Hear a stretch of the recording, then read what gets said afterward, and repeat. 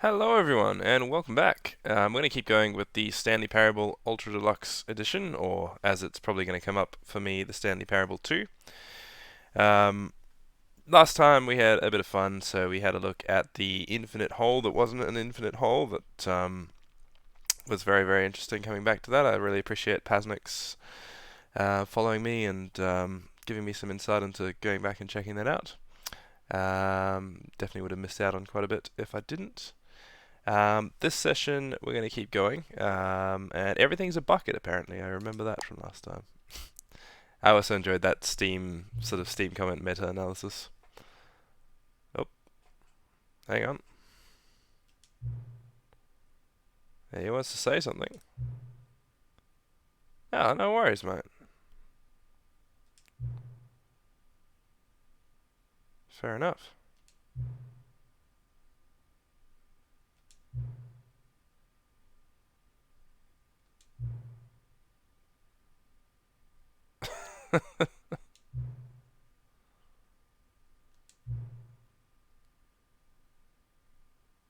Set the clock to your favorite time.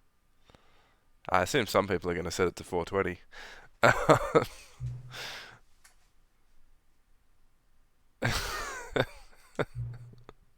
I didn't even really pay attention. Like, I do remember sitting it the first time and saying, why? Is there some sort of meaning to the game? But obviously there's literally no meaning. They just thought they'd have a bit of a joke with me. Nice.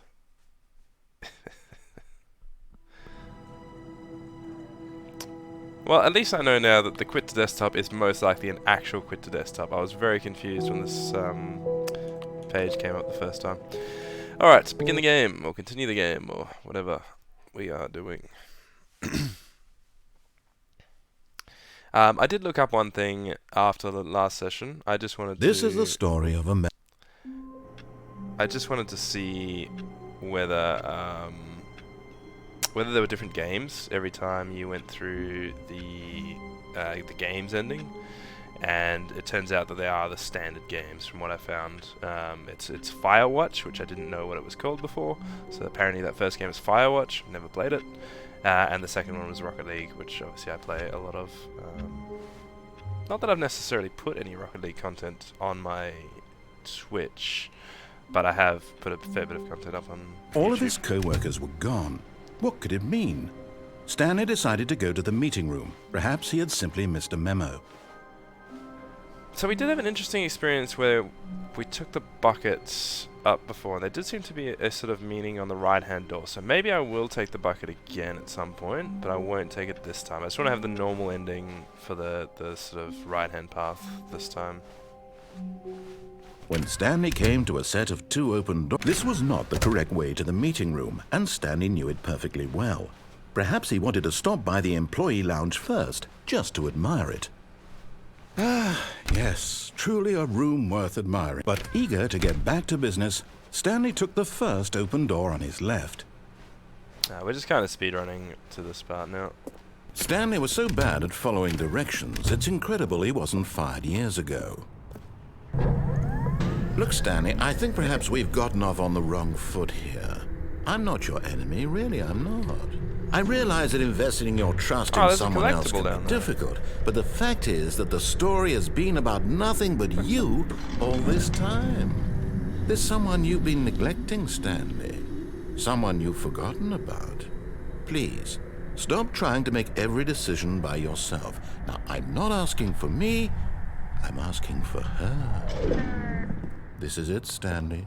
Your chance to redeem yourself, to put your work aside, to let her back into your life. She's been waiting. That's her, Stanley. You need to be the one to do this, to reach out to her. If you can truly place your faith in another, then pick up the phone. We picked it up.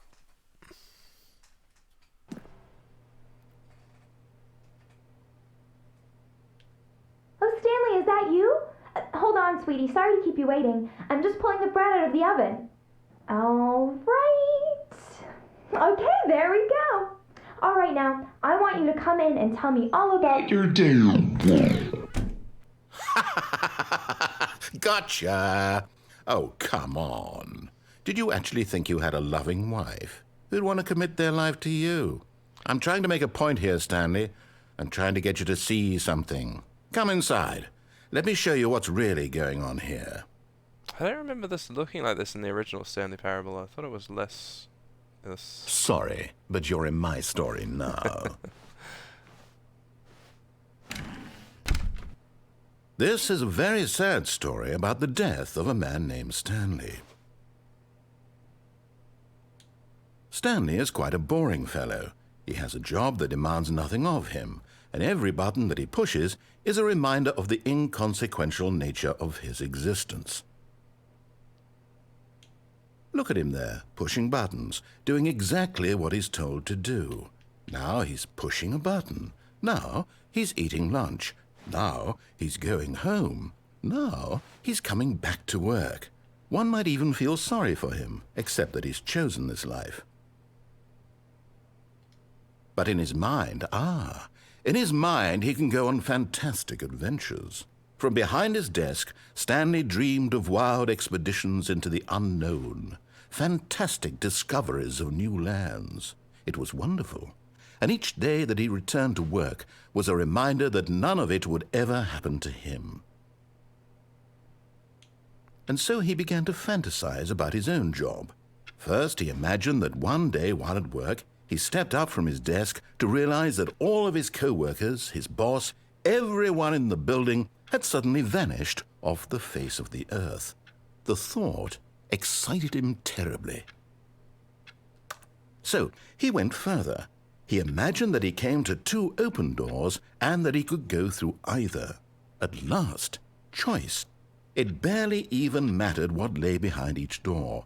The mere thought that his decisions would mean something was almost too wonderful to behold. As he wandered through this fantasy world, he began to fill it with many possible paths and destinations. Down one path lay an enormous round room with monitors and mind controls. And down another was a yellow line that weaved in many directions. And down another was a game with a baby. And he called it the Stanley Parable. It was such a wonderful fantasy, and so in his head he relived it again, and then again, and again, over and over, wishing beyond hope that it would never end, that he might always feel this free. Surely there's an answer down some new path, mustn't there be? Perhaps if he played just one more time. But there is no answer. How could there possibly be? In reality, all he's doing is pushing the same buttons he always has. Nothing has changed. The longer he spends here, the more invested he gets, the more he forgets which life is the real one. And I'm trying to tell him this, that in this world he can never be anything but an observer, that as long as he remains here, he's slowly killing himself. But he won't listen to me. He won't stop. Here, watch this. Stanley, the next time the screen asks you to push a button, do not do it. See, I could ignore it for a while, but I am pretty sure that there's nothing that comes of it, so we're just going to keep going. You see? Can he just not hear me? How can I tell him in a way that he'll understand that every second he remains here, he's electing to kill himself? How can I get him to see what I see? How can I make him look at himself?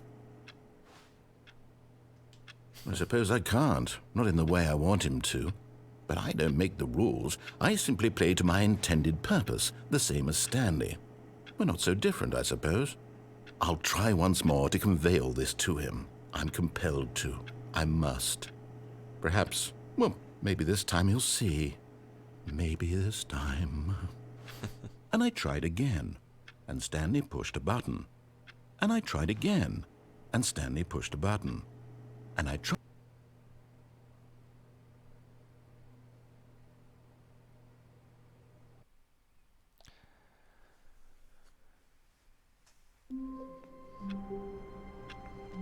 Yeah, make sure to visit Lifeline or anything along those lines if this game does make you feel too weird. It is a very strange one, but yes, very, very fascinating. I enjoy it. All of his co-workers were gone. What could it mean? Stanley decided to go to the meeting room. Perhaps he had simply missed a memo. Alright, I'm going to try taking the bucket down that path and just see if that changes. Stanley lifted the bucket into his arms, and a wave of comfort rushed over him.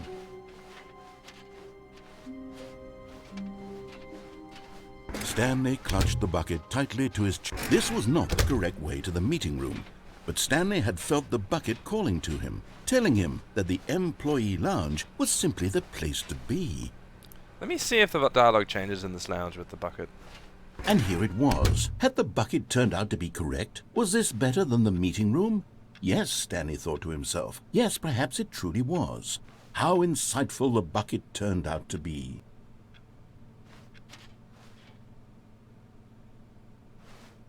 See, I have to test whether there's going to be a little bit more dialogue. Truly, being here with the bucket was a grand adventure. Stanley reflected on all they'd been through together. First, walking through the door on the right, then walking to the lounge, then arriving at the lounge. What a thrilling journey the bucket had inspired. Pretty cheap. Perhaps this was where the bucket felt most truly at home, here in the employee lounge. Perhaps it's the only place a bucket can even feel at home.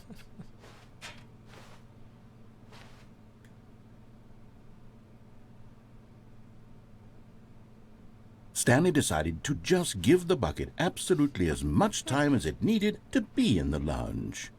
Clearly, the bucket and the employee lounge shared a special connection. That is a lot of dialogue in.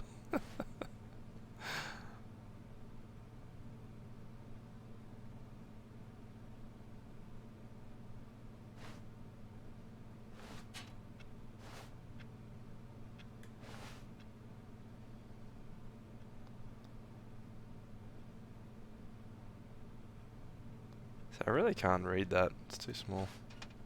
A lot of these papers are just like, I can almost tell there's something actually written on them, or I'm pretty sure there is, but I just can't. Like that I can read, recommendations from the Oversight Committee, but then the smaller writing is just too small. General questions about bucket filling. Words. Nice. Alright, let's move on. But finally, the bucket was done being in the lounge, and they took the first open door on their left to get back to business. No, said the bucket. don't go to the meeting room. Go somewhere else. The cargo lift, yes. Go there. Go to the cargo lift. So if we wait now, if we ignore the bucket's instructions as such, is that going to give us different dialogue? I don't know. I've never. I'm just curious.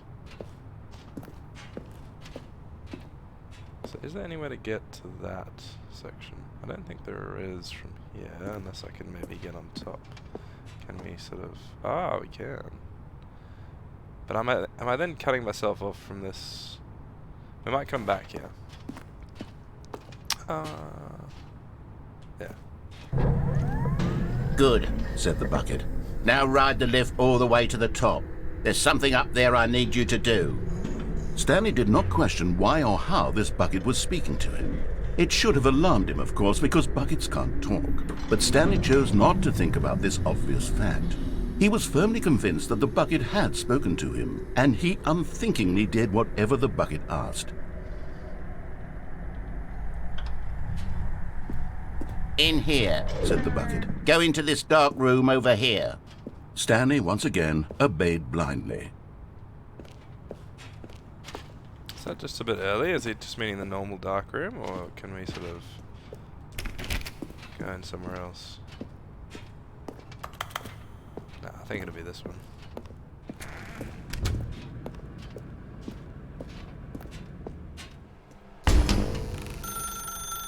Now pick up the phone, said the bucket. Pick up the phone and it will take us back home, where we can go about life together. I mean... I just want to see what the dialogue does. Let's try and actually pick it up.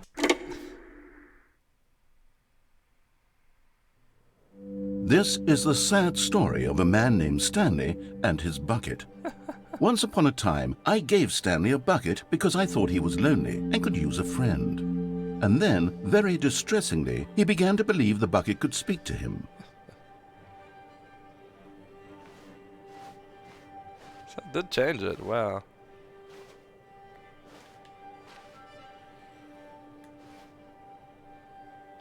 I played the demo. The freedom feeling. Bit of foreshadowing going on here.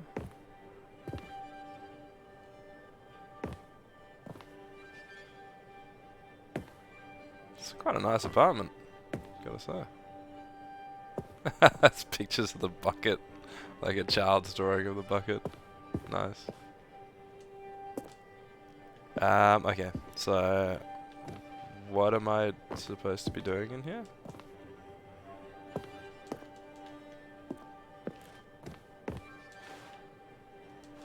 Hello?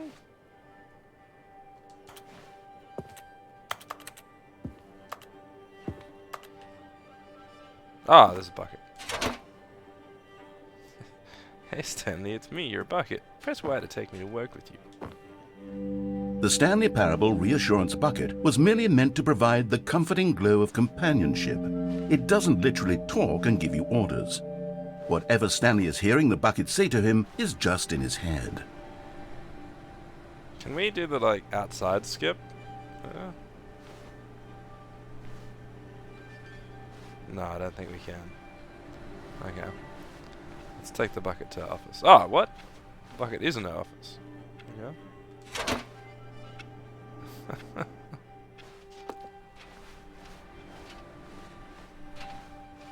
Anything I can do without pressing it?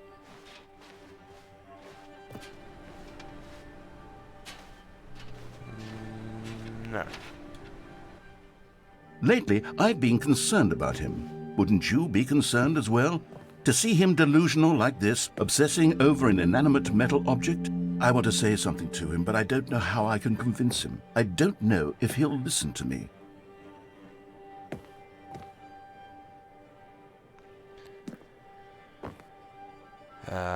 Where's my bucket gun? Oh, there.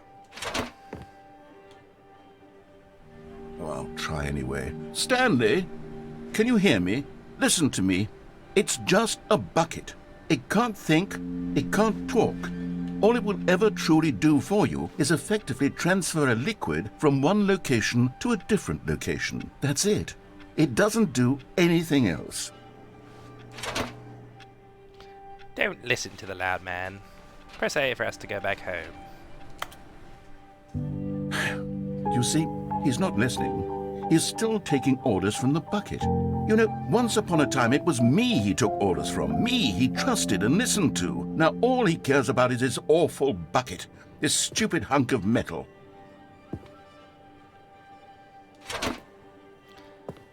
Press right to ignore anyone in your life except for me. It's sad, but I suppose he doesn't need me anymore. From now on, he's just going to cling to this bucket, this cold, empty bucket, this sort of shiny bucket. Well, I'll give it this. The bucket does have a nice shine to it. You believe I'm real, don't you, Stanley? Yes, I suppose on closer inspection that it doesn't quite look like your average hardware store bucket. It's just a little more, what am I trying to say? Sturdier. More capable of transporting liquid, like it would be better at moving an amount of water from one room to another. Press A to relive the same day with me over and over. Oh my God, what am I saying? Better at carrying water from room to room. It's a bucket. It's literally just a bucket. Why do I feel some need to point out the ways in which it's so much more than just a regular bucket? Press right to go home to work to home to work to home. Oh no. I'm having feelings. The bucket. No, no, no, no, no, no, no, no. What's going on? Why do I want to be with the bucket? Hear what the bucket has to say. Do anything it asks. What's wrong with me? I don't understand. Perhaps if I had the bucket, this would be less confusing. Yes, the bucket could tell me what to do in this troublesome situation. Jeez. Stanley, give me the bucket. Give it to me. Give me the bucket, Stanley. I need it. Give it to me now. Give it, or I'll...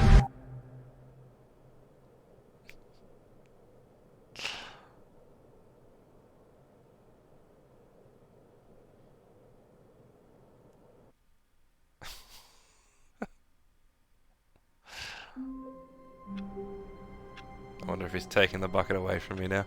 Can't even pick it up anymore. All of his co-workers were gone. What could it mean? Stanley decided to go to the meeting room. Perhaps he had simply missed a memo. No matter how hard Stanley looked, he couldn't find a trace of his co-workers.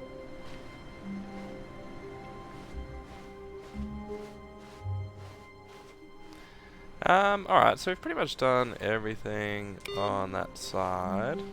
We may go and start with the left door. Or we can take the alternate path maybe. Yeah, we'll take the alternate path from the right hand side. When Stanley came to a set of 2 open doors, he entered the door on his left. This was not the correct way to the meeting room, and Stanley knew it perfectly well. Perhaps he wanted to stop by the employee lounge first, just to admire it. The lounge was sublime, a work of art. What was it about this room? But eager to get back to business, Stanley took the first open door on his left. Let's just check out that collectible, actually. I'm kind of curious. Stanley was so bad at following directions, it's incredible he wasn't fired years ago.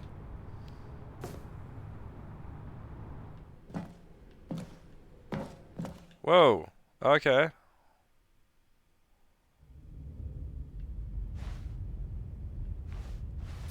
I was meaning to pick up the collectible first then, but alright. Stanley had now gotten himself so far off the beaten path that it seemed the office had begun. So far off the beaten path that it seemed the office had begun. So far off the beaten path that it seemed the office had begun. So far off the beaten path that it seemed the office had begun. So far off the beaten path that it seemed the office had begun. So far off the beaten path that it seemed the office had begun. Narrator sound system.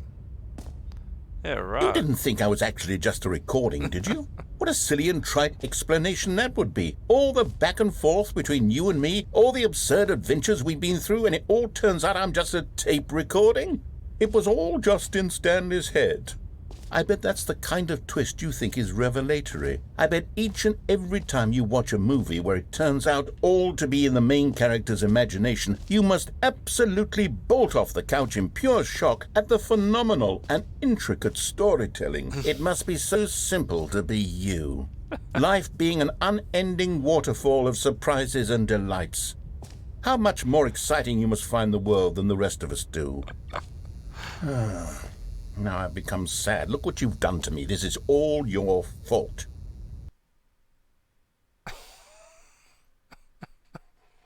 Was that it? Was that section? Wow. All of his co-workers were gone. What could it mean? Stanley decided to go to the meeting room. Perhaps he had simply missed a memo.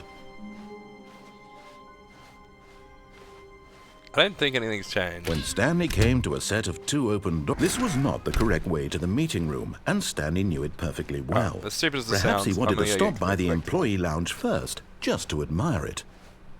Standing now in this incredible room, Stanley but eager to get back to business, Stanley took the first open door on his left. I think I just missed some new dialogue there. Whoops. Stanley was so bad at following directions, it's incredible he wasn't fired years ago.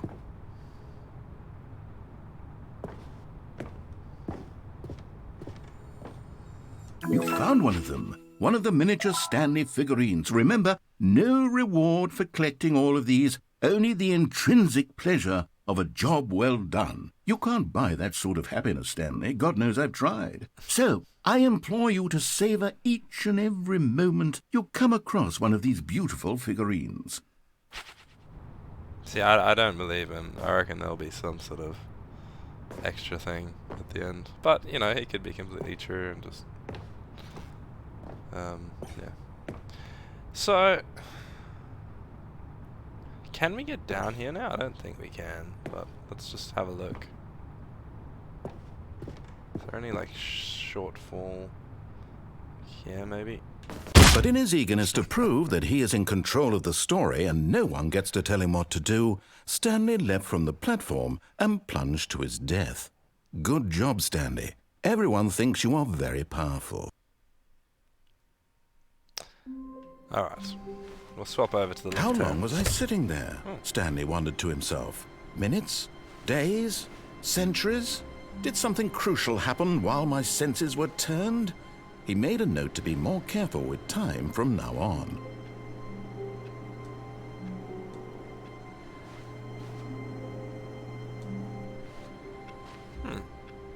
I don't remember the phone being there before. I could be wrong. Yeah. Meeting today in the meeting room. I don't even know where the meeting room is. Ah, in the actual... Yeah, I do know where the meeting room is. Alright, let's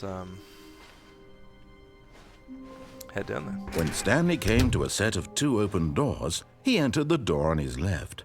This was not the correct way to the meeting room, and Stanley knew it perfectly well. Perhaps he wanted to stop by the employee lounge first, just to admire it. Stanley felt lightheaded, butterflies in his stomach, giddy in a way he had never known before. Was it this room? A connection between the two? Could a man love a room? I mean, truly, truly, deeply, madly love. Anything more, Mr. Narrator? Yes, really, really worth it being here in the room. But eager to get back to business, Stanley took the first open door on his left. Okay. And so he detoured through the maintenance section, walked straight ahead to the opposite door, and got back on track. I think we will do this. Yeah, we will do this first. Although they did say... No, they said something about the meeting room. We might come back to this next time. There will be a reward for finding them all. How can we find them? The completionist instinct. Yeah, I'm so down with that.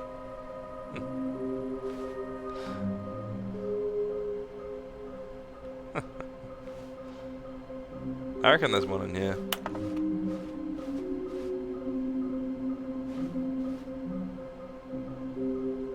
I might screenshot that. Inside of a sequel exhibit, a large room, stairs, something to do with stairs, somewhere both red and blue, nearby a fireplace, a private but smelly place for an important person. Alright, so stairs, red and blue, not sure, fireplace, private but smelly place for an important person, so there's some sort of toilet one to finish on. Interesting. Who are you? Lol. Ah. Alright, let's learn everything we can about these figurines here. They're small floating objects that appeared across the office. We have to synergize. Whoop. How can you tell you spotted one? What makes them float in thin air? Who took these pictures of them? Well, there's the one in the smelly place. Follow clues provided by employee 416. We can do it. Red room.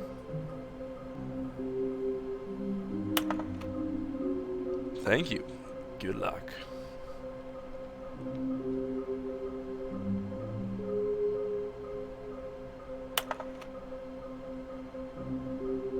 Bottom text. Nice.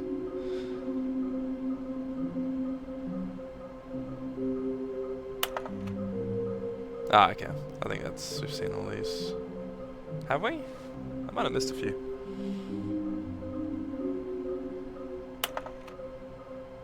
Ah, okay. No, we have seen them all. Do not leave the office before reporting back on any new findings. Teamwork and communication of great importance during this unprecedented time of investigation. Thank you. Help me, I'm a post-it.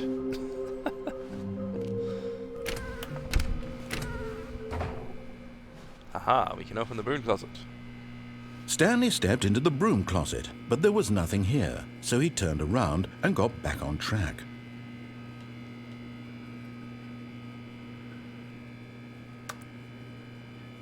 There was nothing here. No choice to make, no path to follow, just an empty broom closet. No reason to still be here.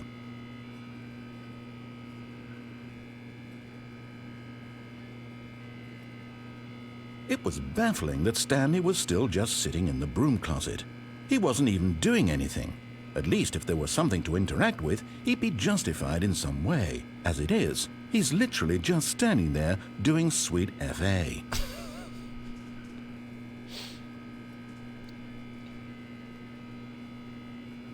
Are you really still in the broom closet? Standing around doing nothing? Why? Please offer me some explanation here. I'm genuinely confused.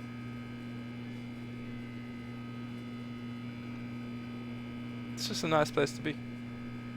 You do realize there's no choice or anything in here, right? If I'd said Stanley walked past the broom closet, at least you would have had a reason for exploring it to find out. But it didn't even occur to me because literally this closet is of absolutely no significance to the story whatsoever. I never would have thought to mention it.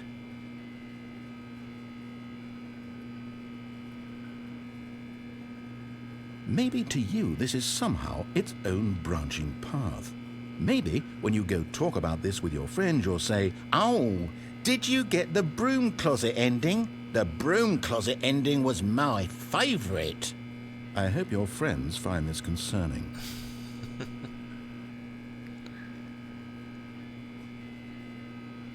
Stanley was fat and ugly and really stupid. He probably only got the job because of a family connection. That's how stupid he is. That or with drug money. Also, Stanley is addicted to drugs and hookers.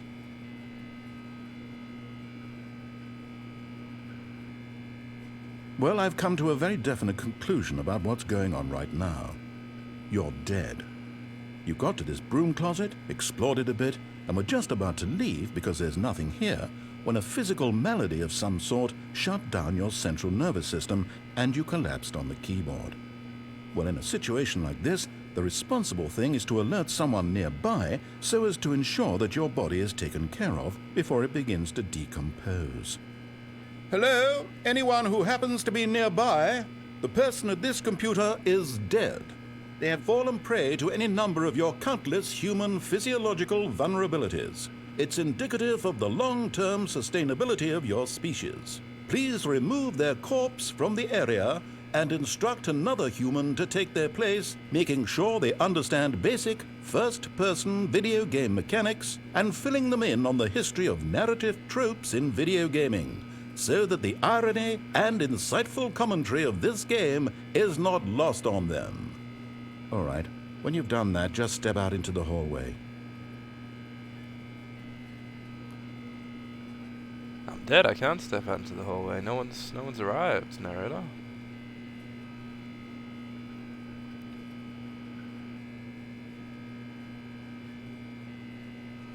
I think he does actually stop talking after a little bit. I think that might have been his cue to say, actually, you should get out of here.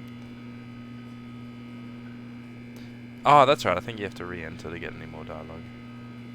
Ah, second player. It's good to have you on board. I guarantee you can't do any worse than the person who came before you. You underestimate me. You too? Unbelievable. I'm at the mercy of an entire species of invalids. Perhaps there's a monkey nearby you can hand the controls to. A fish? Fungus? Look, you can hammer out the details. I'm not particularly picky. I'll just be waiting for when you're ready to pick up the story again.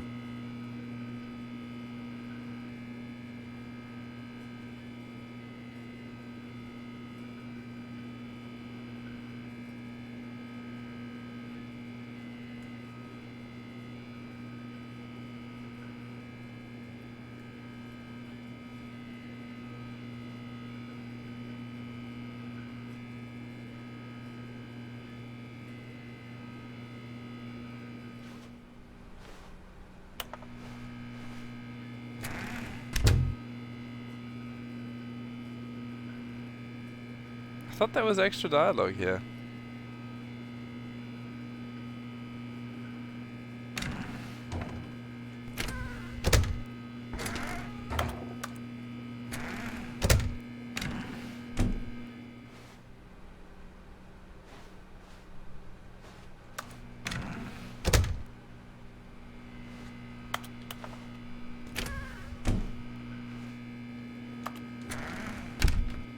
I actually don't know how to get any more dialogue. I thought there was more to that than I've experienced, but anyway. Coming to a staircase, Stanley walked upstairs to his boss's office.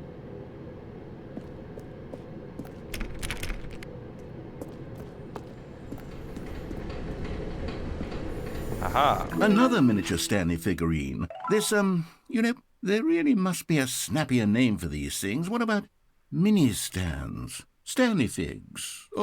What about Stanlerines? Yes, I think I like that. Another Stanlerine under your belt.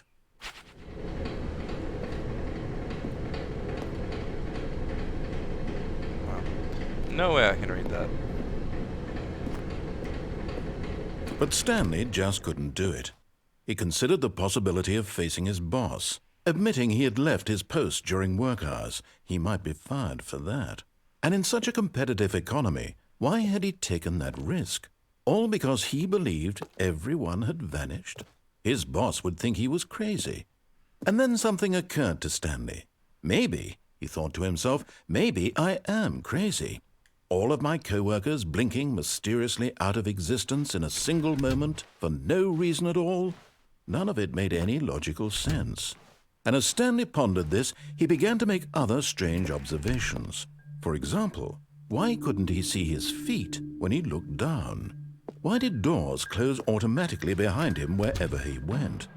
And for that matter, these rooms were starting to look pretty familiar. Were they simply repeating? No, Stanley said to himself, this is all too strange. This can't be real. And at last, he came to the conclusion that had been on the tip of his tongue. He just hadn't found the words for it. I'm dreaming, he yelled. This is all a dream. Oh, what a relief Stanley felt to have finally found an answer, an explanation. His co-workers weren't actually gone. He wasn't going to lose his job. He wasn't crazy after all. And he thought to himself, I suppose I'll wake up soon. I'll have to go back to my boring real-life job pushing buttons. I may as well enjoy this while I'm still lucid. So, he imagined himself flying and began to gently float above the ground. Then he imagined himself soaring through space on a magical starfield, and it too appeared. It was so much fun, and Stanley marveled that he had still not woken up. How was he remaining so lucid? And then perhaps the strangest question of them all entered Stanley's head. One he was amazed he hadn't asked himself sooner. Why is there a voice in my head dictating everything that I'm doing and thinking? Now the voice was describing itself being considered by Stanley, who found it particularly strange. I'm dreaming about a voice describing me, thinking about how it's describing my thoughts, he thought. And while he thought it all very odd and wondered if this voice spoke to all people in their dreams, the truth was that, of course, this was not a dream. How could it be? Was Stanley simply deceiving himself, believing that if he's asleep, he doesn't have to take responsibility for himself? Stanley is as awake right now as he's ever been in his life. Now, hearing the voice speak these words was quite a shock to Stanley. After all, he knew for certain, beyond a doubt, that this was in fact a dream. Did the voice not see him float and make the magical stars just a moment ago? How else would the voice explain all that? This voice was a part of himself too. Surely, if he could just... He would prove it. He would prove that he was in control, that this was a dream. So he closed his eyes gently, and he invited himself to wake up. He felt the cool weight of the blanket on his skin, the press of the mattress on his back, the fresh air of a world outside this one. Let me wake up, he thought to himself. I'm through with this dream. I wish it to be over. Let me go back to my job. Let me continue pushing the buttons. Please, it's all I want. I want my apartment and my wife and my job. All I want is my life exactly the way it's always been. My life is normal. I am normal. Everything will be fine. I am okay.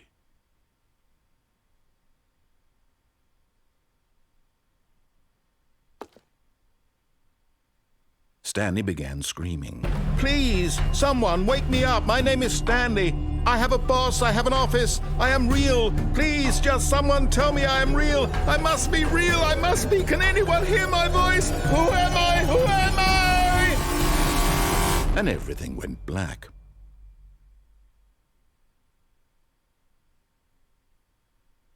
This is the story of a woman named Mariella. Mariella woke up on a day like any other. She arose, got dressed, gathered her belongings, and walked to her place of work. But on this particular day, her walk was interrupted by the body of a man who had stumbled through town talking and screaming to himself, and then collapsed dead on the sidewalk.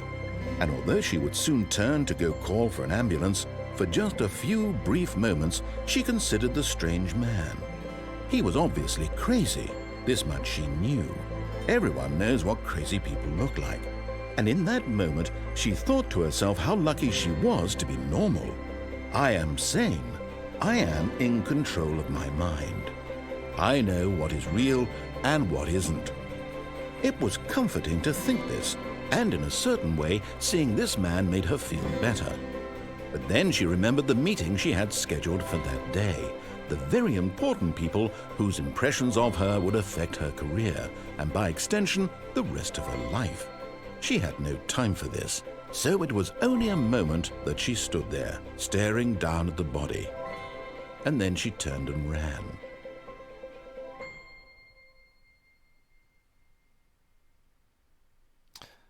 Interestingly, the number plate on that car outside in that last picture there was the same as the car that was inside the building previously. So, you could theorize that he's actually left this work complex somehow. And then maybe someone gave him some really good magic mushrooms or something. All of his co-workers were gone. What could it mean? Stanley decided to go to the meeting room. Perhaps he had simply missed a memo. Alright. I'm actually going to leave that maintenance section till later because it does contain a couple of sort of spoilery things, so we might just go left-hand path first. When Stanley came to a set of 2 open doors, he entered the door on his left.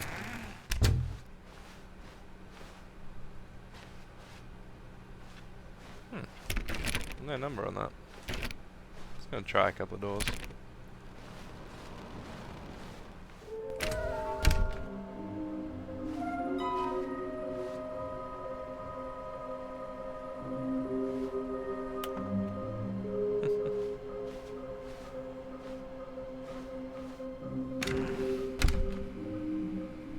Is there any more dialogue in here?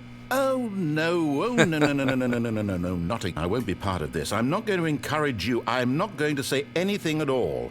I'm just going to be patient and wait for you to finish whatever it is you enjoy doing so much in this room. Please take your time.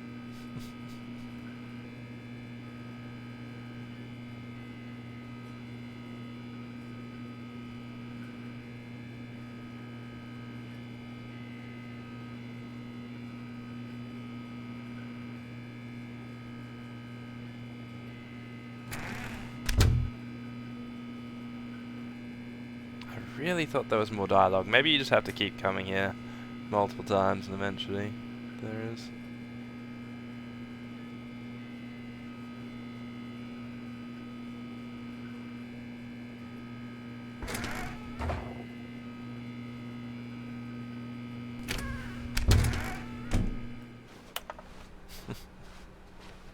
Coming to a staircase, Stanley walked upstairs to his boss's office.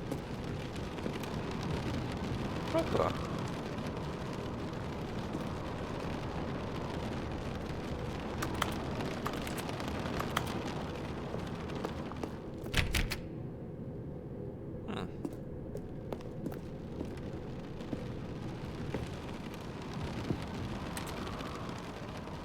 Interesting noises out there. I reckon there's a collectible, yeah. Okay, I'm going back to the name of these little Stanley figurines, and now I'm torn between Stanlerines and Figlies. What do you think, Stanley? What name better encapsulates the intrinsic sense of happiness that you get from seeing a small number in the corner of your screen go up by 1? Let me sit on it. I'm sure it will come to me. Progress. Can't read all that. Hang on. Executive bathrooms. Bath.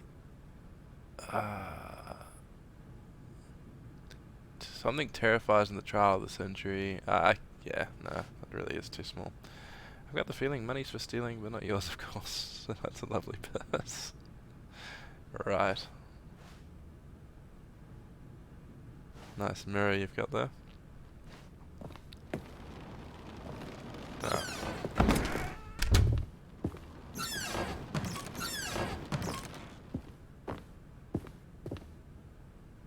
Doors Monthly. Business strategy. Lovely.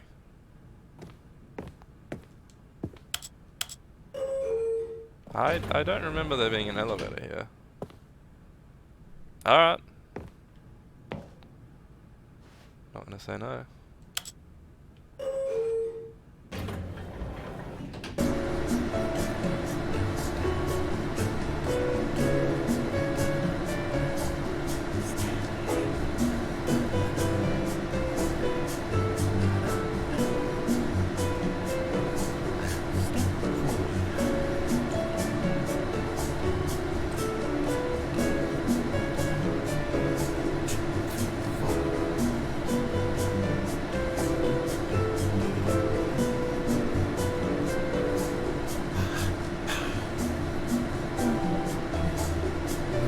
Is this actually moving, or is it just making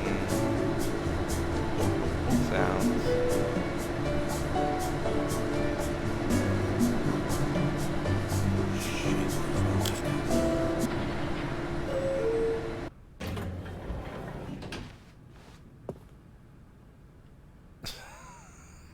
Okay, let's see if down works.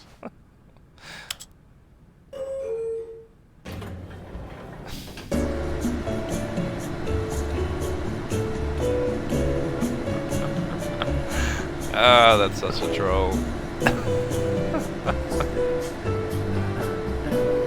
Maybe there's like some sort of secret, like if I press up again now, it'll actually do something.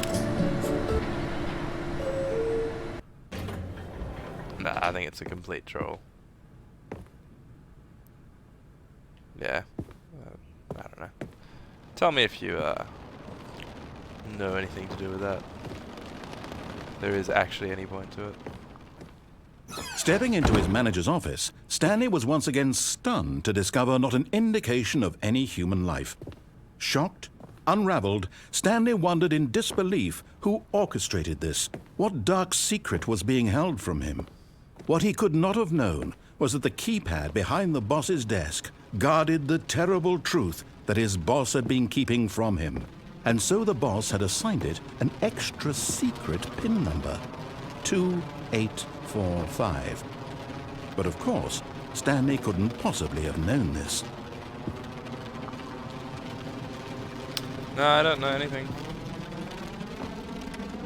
It's not like I should put it in there. Stanley just sat around twiddling his thumbs.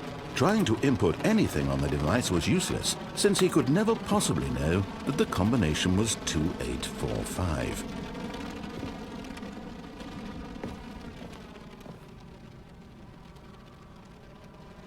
$2845.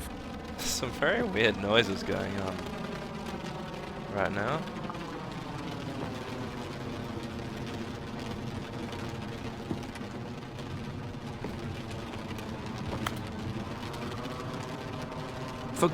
But it turns out that the panel's emergency override kicked in, and the door just opened all by itself, and Stanley got the hell along with the story.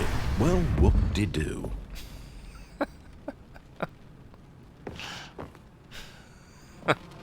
What if I just hang in here for a bit longer?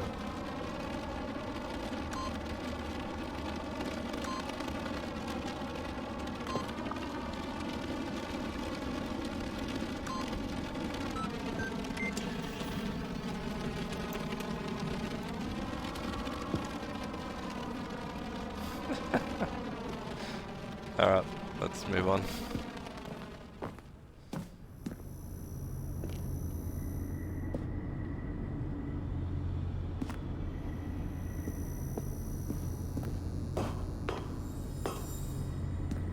getting close now, Stanley. You've nearly gotten all of the Figler and Marines. Very soon, you'll collect the last one, and then the first number will equal the second number, and that will be it.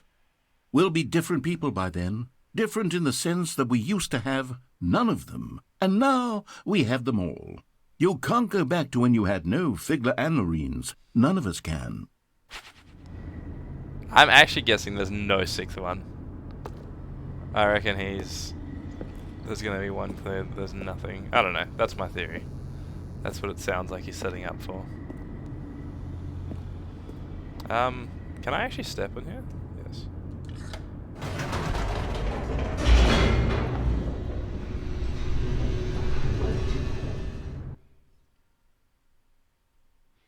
Yes, I'm assuming there's actually not 6. Descending deeper into the building, Stanley realized he felt a bit peculiar. It was a stirring of emotion in his chest, as though he felt more free to think for himself, to question the nature of his job. Why did he feel this now, when for years it had never occurred to him? This question would not go unanswered for long.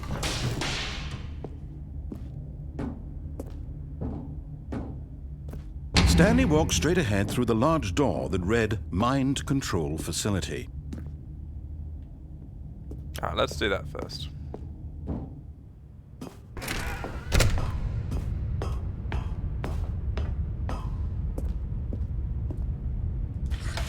The lights rose on an enormous room packed with television screens.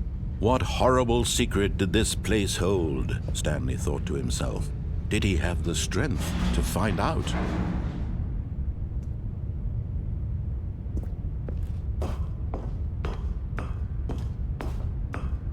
I wonder if this has changed at all from the original Stanley Parable.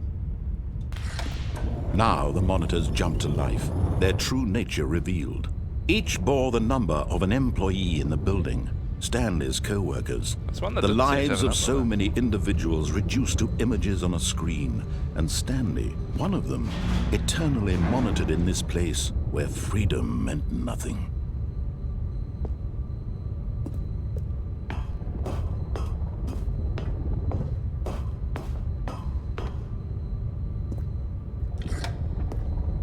This mind control facility, it was too horrible to believe. It couldn't be true.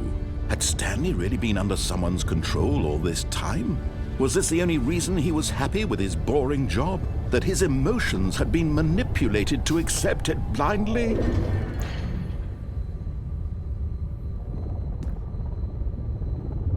There's one that says pirate. No, he refused to believe it. He couldn't accept it. His own life in someone else's control? Never! It was unthinkable. Wasn't it? Was it even possible? Had he truly spent his entire life utterly blind to the world? But here was the proof. The heart of the operation. Controls labeled with emotions. Happy, or sad, or content. Walking, eating, working. All of it monitored and commanded from this very place. And as the cold reality of his past began to sink in, Stanley decided that this machinery would never again exert its terrible power over another human life. For he would dismantle the controls once and for all.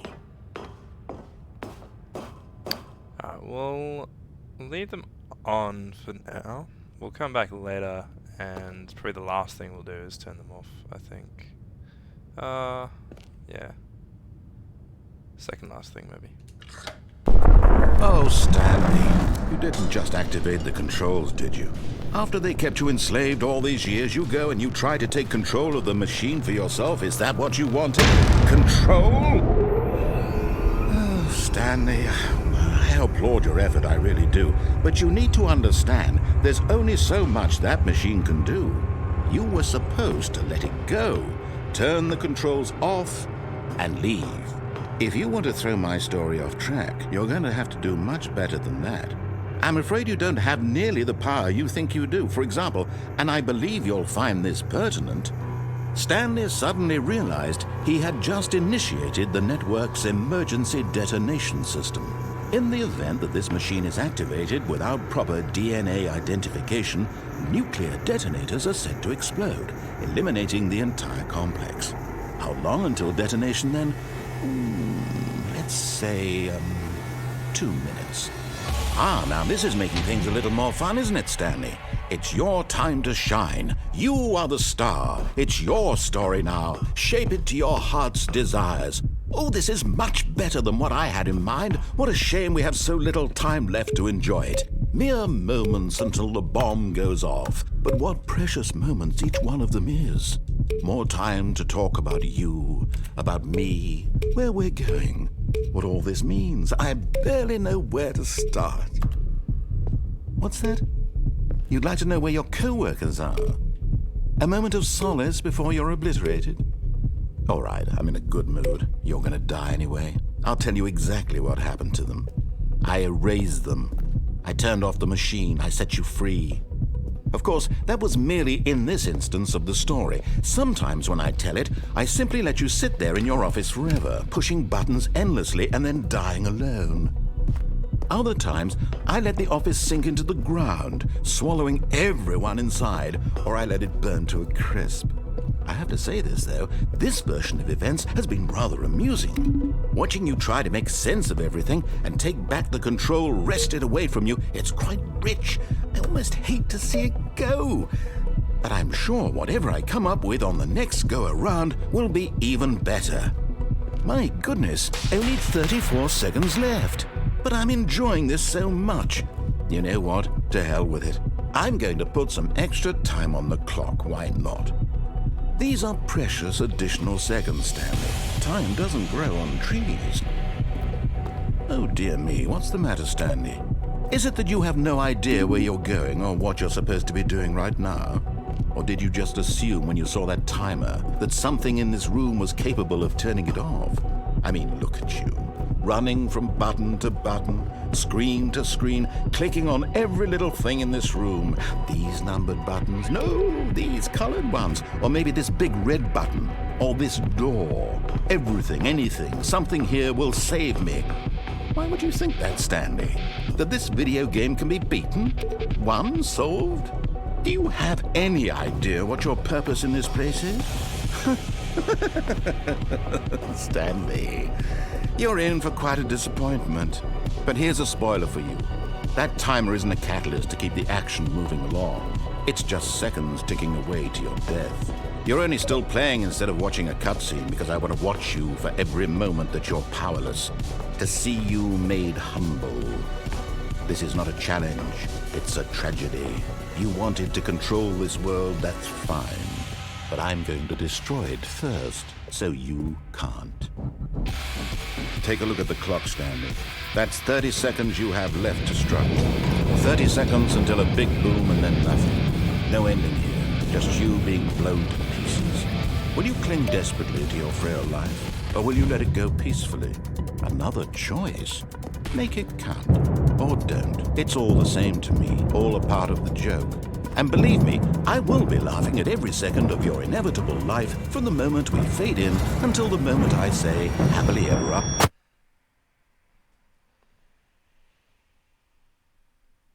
I'm pretty sure there's nothing you can do in there. Yeah, I haven't actually looked it up, really, but I don't think there's any way to stop that. How wonderful. Oh. Stanley was alone. Finally. This is great, he thought to himself. This is what I've wanted all along. I got what I wanted. No matter how hard Stanley looked, he couldn't find a trace of his co-workers.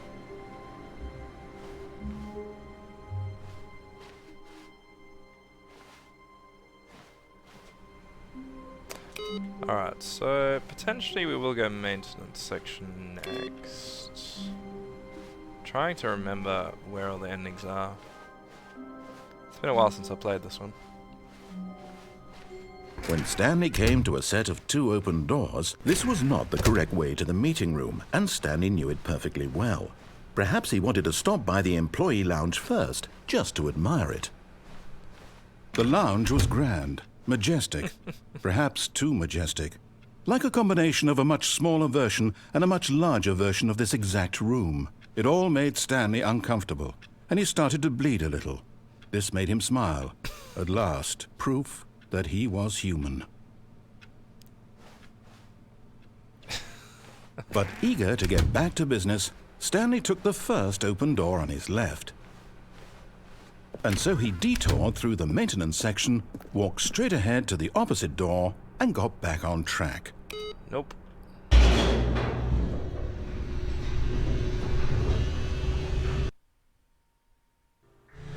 But Stanley didn't want to go back to the office. He wanted to wander about and get even further off track. So now in order to get back, he needed to go, from here it's, left. Oh, no, it's to the right, my mistake. It's only when you get close that I think it closes. No, not the right. Why would I have ever said it was to the right? What was I thinking? It's clearly... Oh dear, would you hold on for a minute, please? Now, let's see. We went down right, left, down, left, right. Yep, okay, yes. I've got it now. This story is absolutely, definitely this way.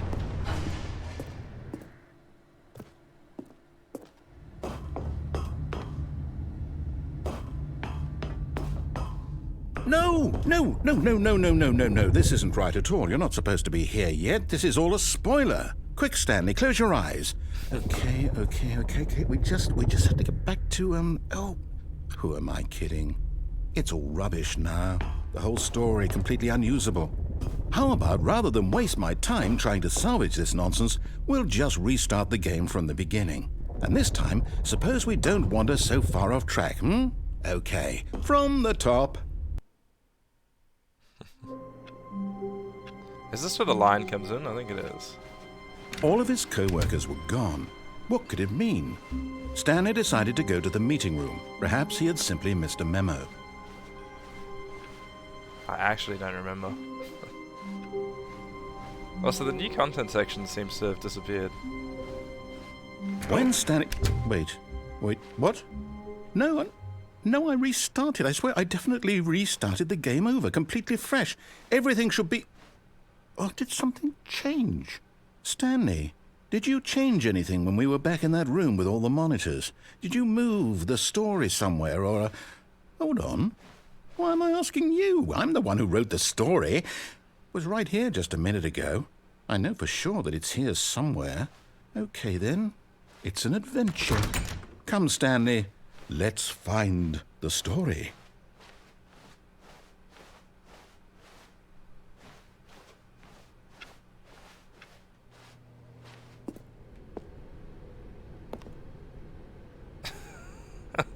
Yeah, right.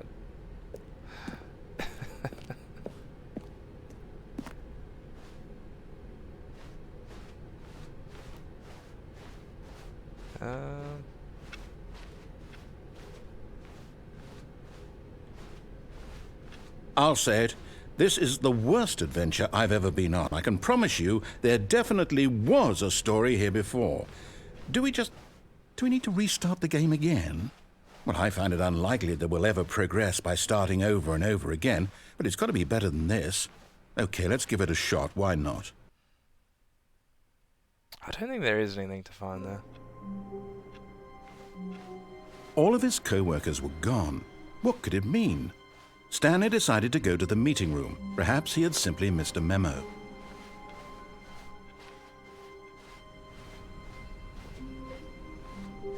Okay, yep, it's worse. I might be remembering this wrong. It's possible the story is back where we just came from. Why don't we go back the other direction and see if we missed anything?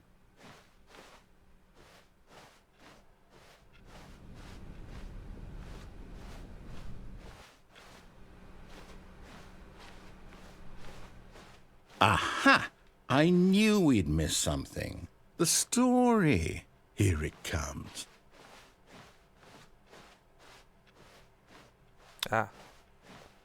No, wait, never mind. Not the story.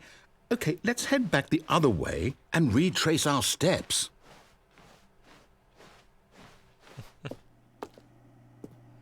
Now this...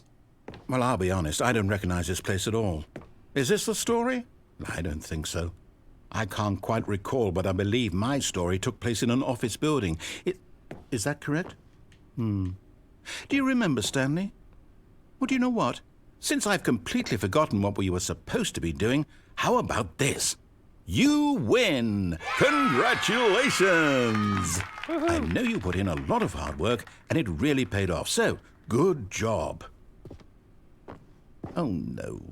No, I don't feel right about this at all. We both know you didn't put in any actual work for that win. Some people win fair and square, and this was not one of those situations. Okay, I'm getting weirded out by whatever this place is. I don't care what might happen this time. I have to restart. There we go. All right, I've got a solution. This time, to make sure we don't get lost, I've employed the help of the Stanley Parable Adventure Line. Just follow the line. How simple is that? So they've actually changed the name of the line. Does that change this part of the story at all? I'm curious.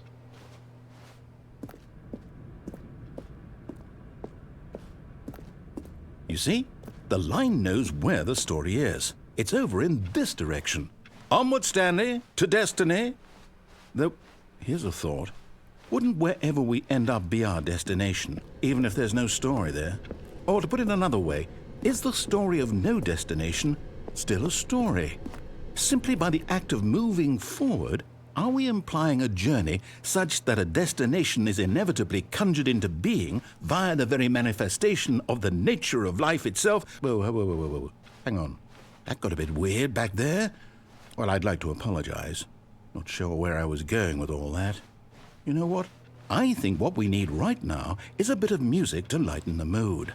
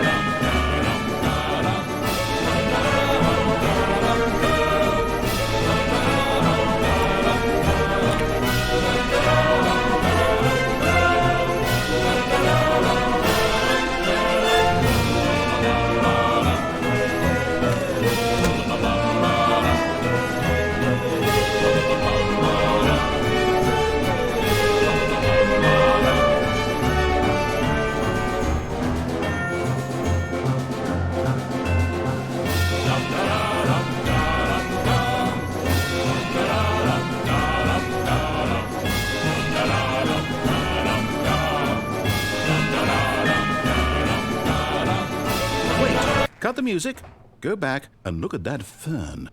Stanley, this fern will be very important later in the story. Make sure you study it closely and remember it carefully. You won't want to miss anything. I wonder if with the update they've actually made a use for this fern, because I don't remember there being anything about it later. I doubt it, but I'm curious. Alright, can we move on, narrator? Have we studied that enough? Yep, cool. Wait, what? We're back at the office? No. Line, you do know we're looking for the Stanley Parable, right? The story? Is any of this ringing a bell? Oh, no, not again. Line, how could you have done this to us? And after we trusted you, after everything we've been through, you... Oh, I can't take this anymore. To hell with it. Restart.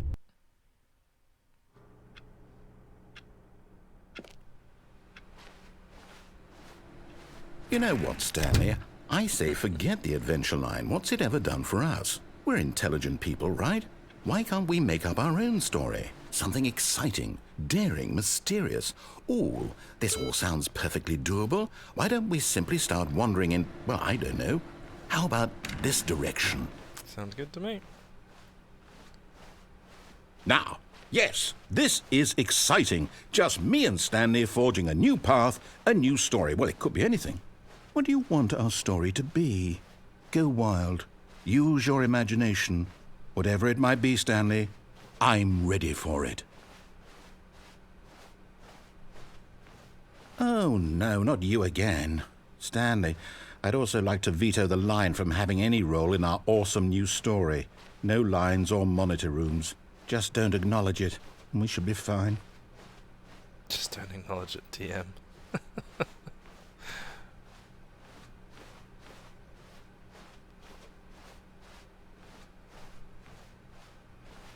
Ah, a choice.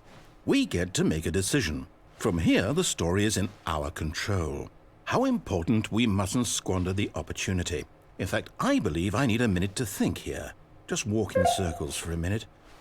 Okay, so I know that each door has to lead somewhere, which means that somewhere, the place where we're trying to go, there must be a reverse door that leads here.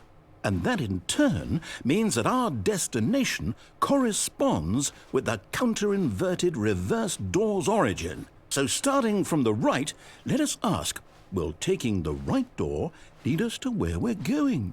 And since the answer is clearly yes, then by all accounts, the door on the right is the correct one. Another victory for logic. Come, Stanley, our destiny awaits. Yep, alright. Oh, hold up, what's this? The confusion ending. You're telling me that's what this is? It's all one giant ending? And we're supposed to restart the game, what, eight times? That's really how all this goes? It's all determined? So now, according to the schedule, I restart again. Then what? Am I just supposed to forget? Well, what if I don't want to forget? My mind goes blank simply because it's written here on this thing, wall. Well, who consulted me? Why don't I get to decide? Why don't I get a say in all of this? Is it really? No, it can't be. I don't want it to be. I don't want the game to keep restarting. I don't want to forget what's going on. I don't want to be trapped like this. I won't restart the game. I won't do it. I won't do it. I won't do it. And the timer stopped? Does that mean, did we do it? Did we break the cycle? The, whatever it is that made this schedule? How would we even know? Will someone come for us? Will something happen? So, okay. I guess now we just wait, you know. I suppose in some way that this is a kind of story, wouldn't you agree? I'm not quite sure if we're in the destination or the journey, though they're always saying that life is about the journey and not the destination, so I hope that's where we are right now. We'll find out, won't we? Eventually. Well, in the meantime, if you... Jeez, that was loud.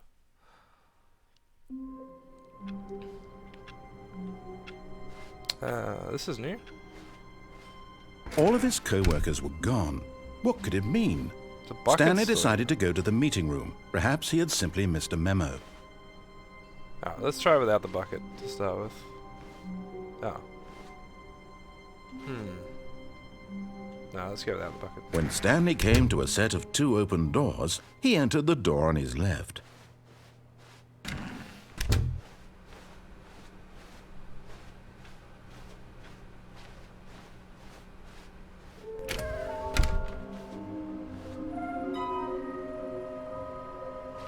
Somewhere both red and blue. Is there actually one, or is that just completely bonkers? I don't remember there being a private fireplace,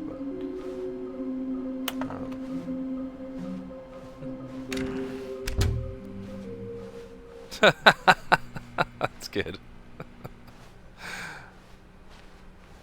Coming to a staircase, Stanley walked upstairs to his boss's office.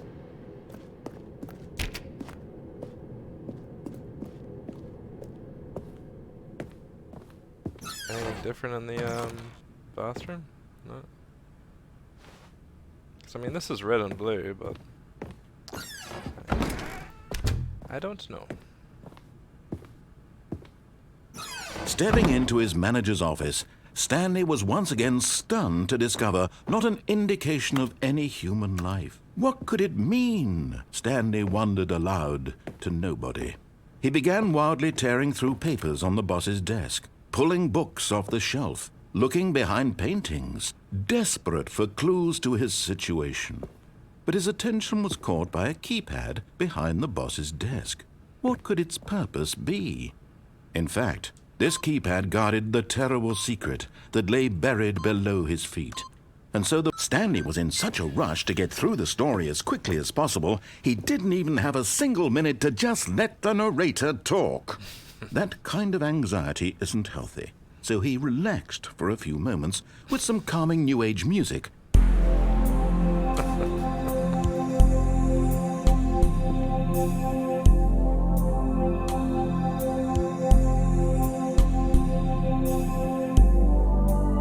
Feeling soothed and rejuvenated, Stanley calmly walked forward into the opened passageway.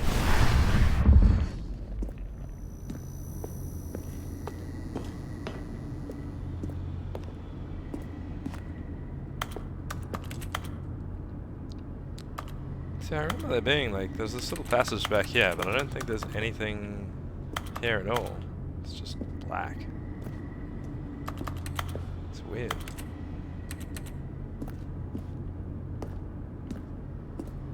Not sure what that's all about. Can we click up?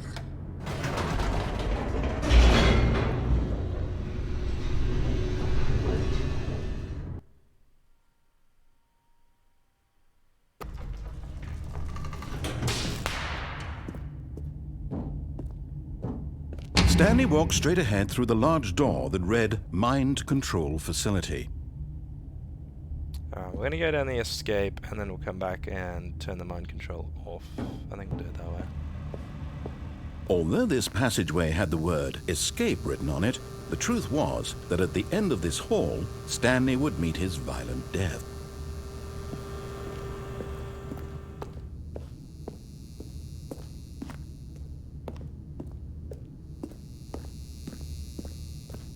The door behind him was not shut. Stanley still had every opportunity to turn around and get back on track. At this point, Stanley was making a conscious, concerted effort to walk forward and willingly confront his death.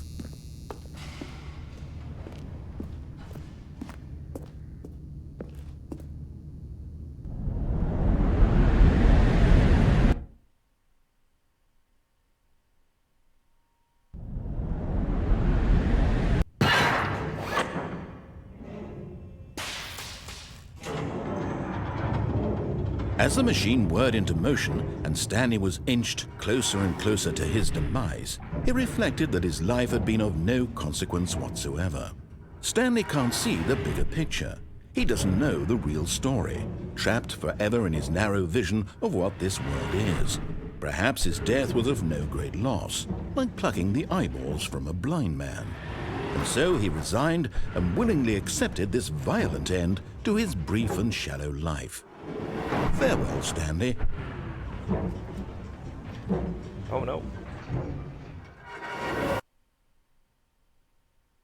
Farewell, Stanley, cried the narrator, as Stanley was led helplessly into the enormous metal jaws.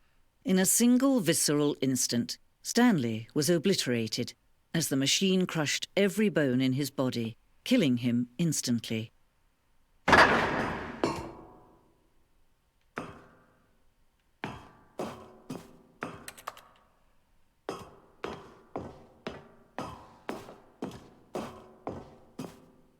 And yet it would be just a few minutes before Stanley would restart the game, back in his office, as alive as ever.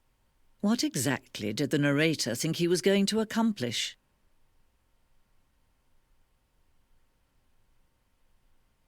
When every path you can walk has been created for you long in advance, death becomes meaningless, making life the same. Do you see now? Do you see that Stanley was already dead from the moment he hit start?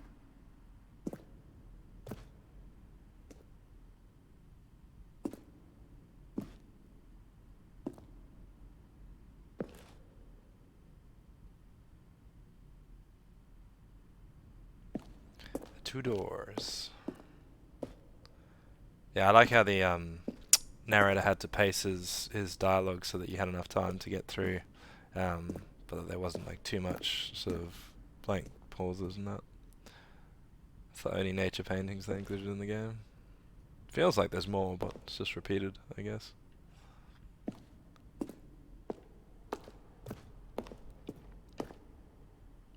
The office doors. Button sounds. Selection of sounds used throughout the game where buttons are pressed. Each sound is a mix of a keyboard stroke and a synthesized tone.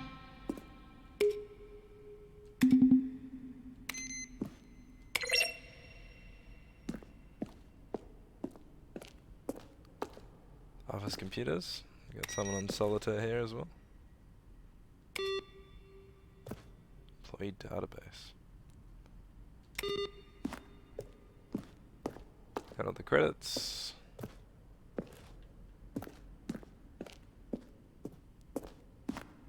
Boss's office.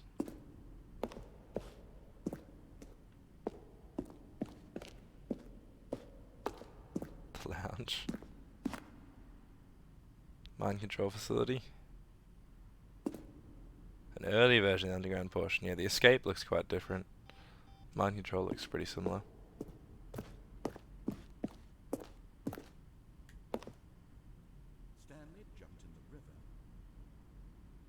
Stanley stood on the snow.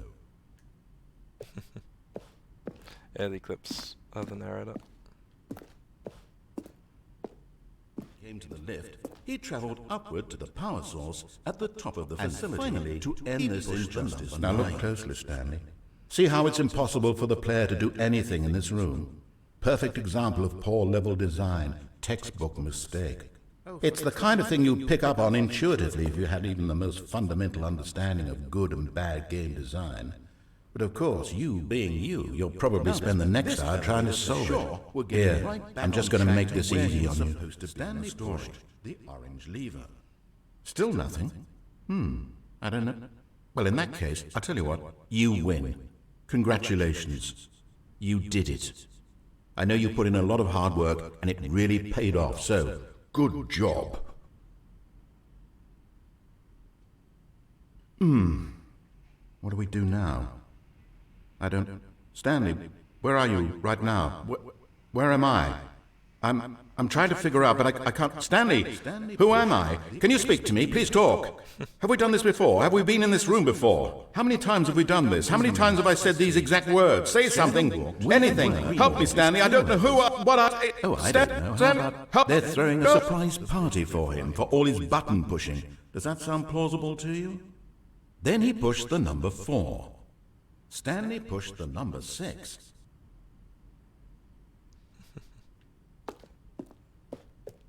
Now then, this elevator for sure will get him right back on track to where he was supposed to go. Now look closely, Stanley. See how it's impossible for... I don't know the exact layout of this section, but I'll see if I can get through all of it. I don't think I checked up here. Office clock.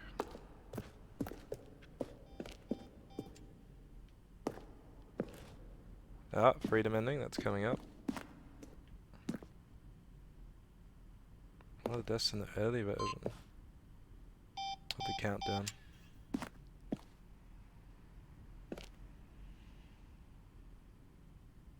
Monitoring could go up or down with freedom above and countdown below.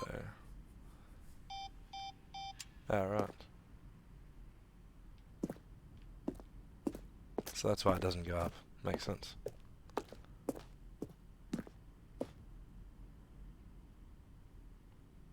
Yeah, I've forgotten how to get that Zending. So eventually cut and merge with another part of the game. Can't remember how to do that. Now we're able to describe which color they'd pulled. Nice.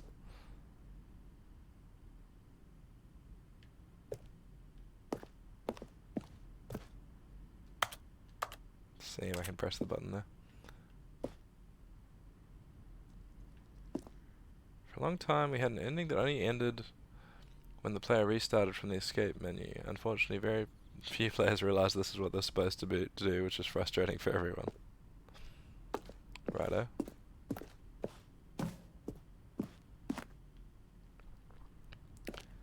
And 4 major teaser trailers. This is the first one, released in May 2012. Features a series of broken rooms and the voice of the narrator informing viewers that he is repairing a new version of the Stanley Parable.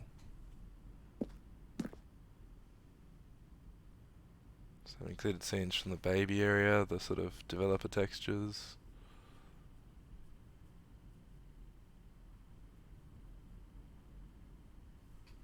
Interesting. Doesn't look like a particularly appealing trailer, I've got to say.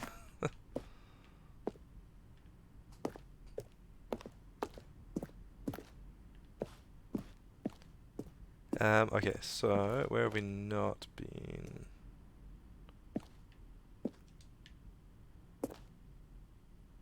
Doorway to maintenance in the lounge. 2 doorways to maintenance. 1 doorway to maintenance in the lounge and 1 in the original back to the other option. And then the vent. I assume the vent was the new content.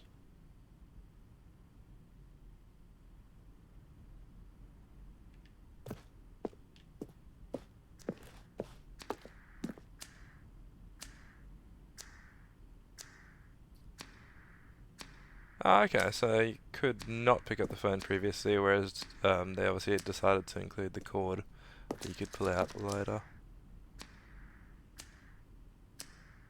Cargo lift. Choice of staying or jumping into a different path. However, after this early version, we decided we also wanted the option of the player falling to their death.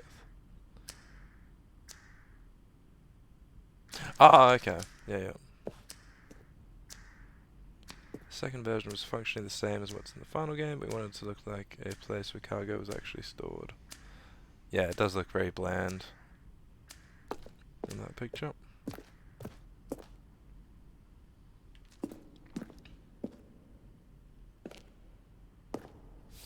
What's all the money in the office? Fun.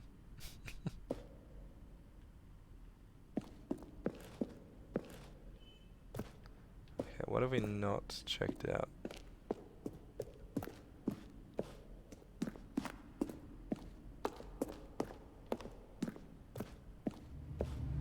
The office layouts. Left to right, the evolution of Stanley's office over time. The first was created on November 2011, and the second March 2012, the third in February 2013. 2011, 2012, 2013. Really? They've just like slightly altered the... oh no. Slightly altered the filing cabinets and added a few more things. It really hasn't changed that much. I honestly don't think I could tell you which is which if you just gave them to me randomly.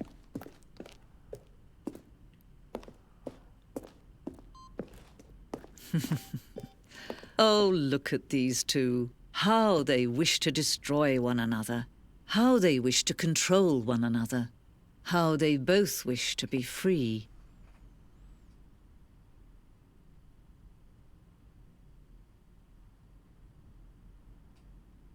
Any more dialogue before I press it?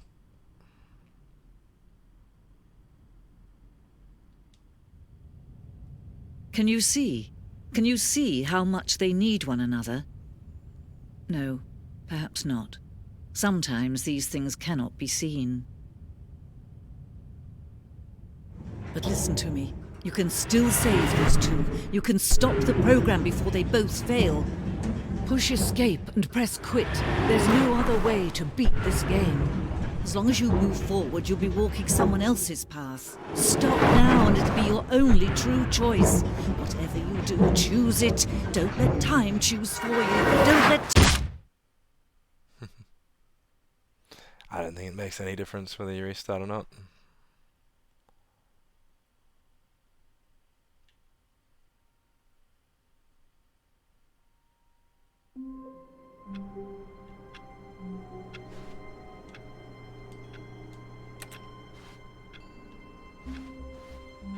All of his co-workers were gone. What could it mean? Stanley decided to go to the meeting room. Wow. Perhaps he had simply missed a memo. I've never seen that one before. No matter how hard Stanley looked, he couldn't find a trace of his co-workers.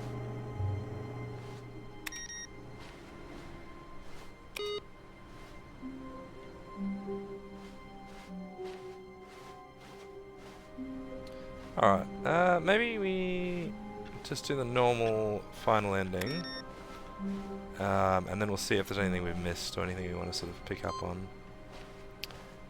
That computer seems to increase every time, but then it's like reset at some point. It's weird.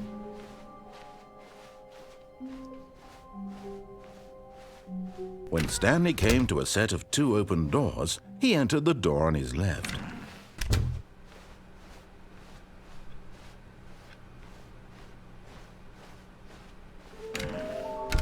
And I may have to search that up at some point. I do actually think they haven't put them all in there, but maybe they have. So I'll have to check that out after the stream, and then we might do one more at some point. Coming to a staircase, Stanley walked upstairs to his boss's office.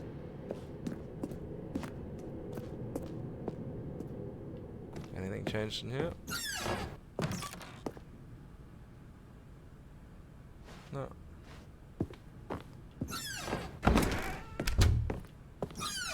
Does the elevator do anything now? I highly doubt it. I highly doubt it.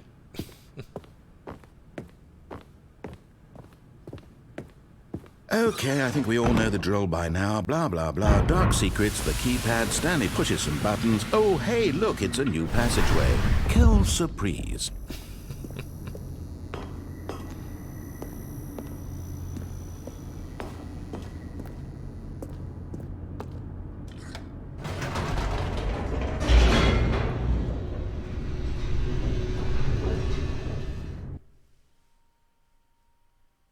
Alright, so we're going to go to this ending, and then we're going to test out the buckets and see if anything changes with the bucket if we go down the left path.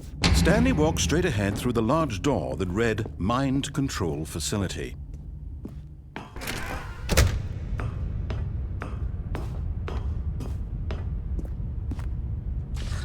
The lights rose on an enormous room packed with television screens. What horrible secret did this place hold? Stanley thought to himself. Did he have the strength to find out?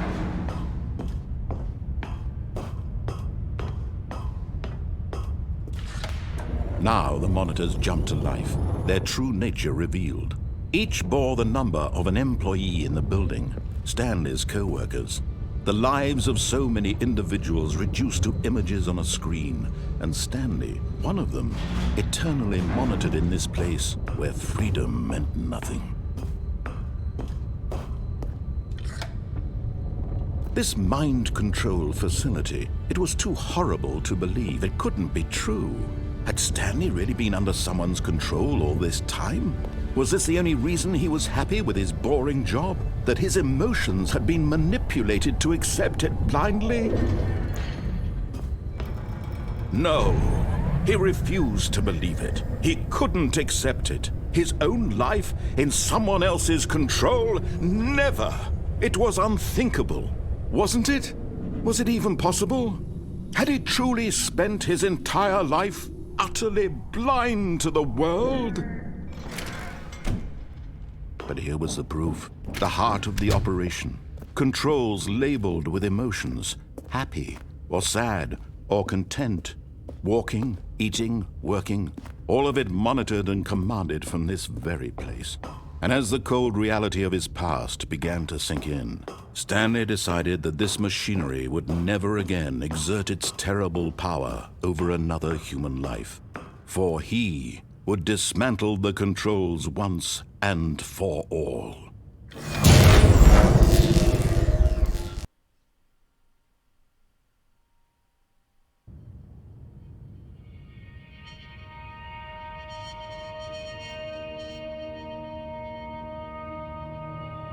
Blackness, and a rising chill of uncertainty.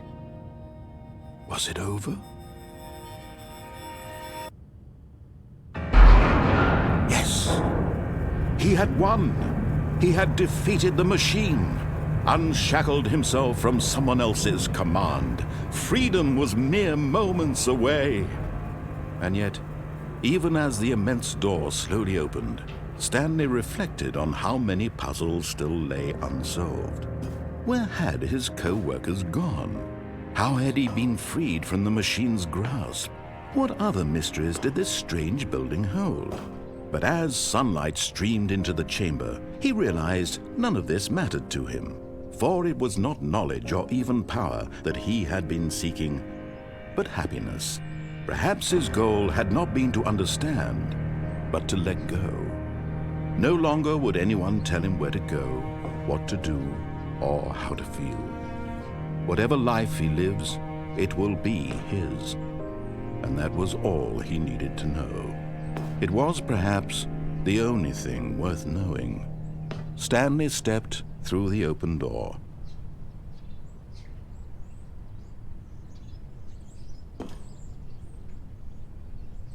Stanley felt the cool breeze upon his skin, the feeling of liberation, the immense possibility of the new path before him. This was exactly the way, right now, that things were meant to happen. And Stanley was happy.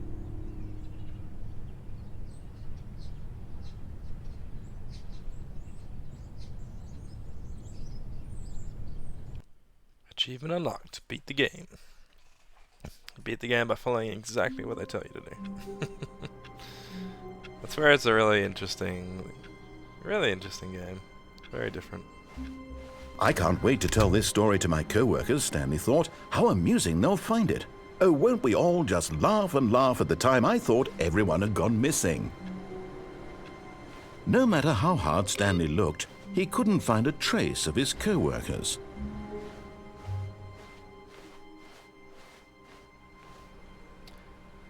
Alright, so we're going to try the buckets and see what that does for us on the left-hand path. The confusion and the chaos all seemed to melt away as Stanley embraced the bucket.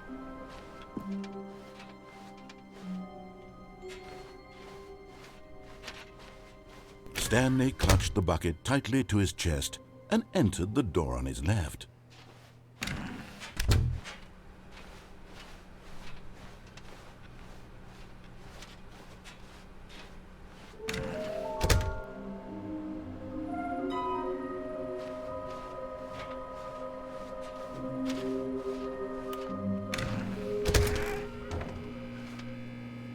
Oh, Stanley, can you feel it?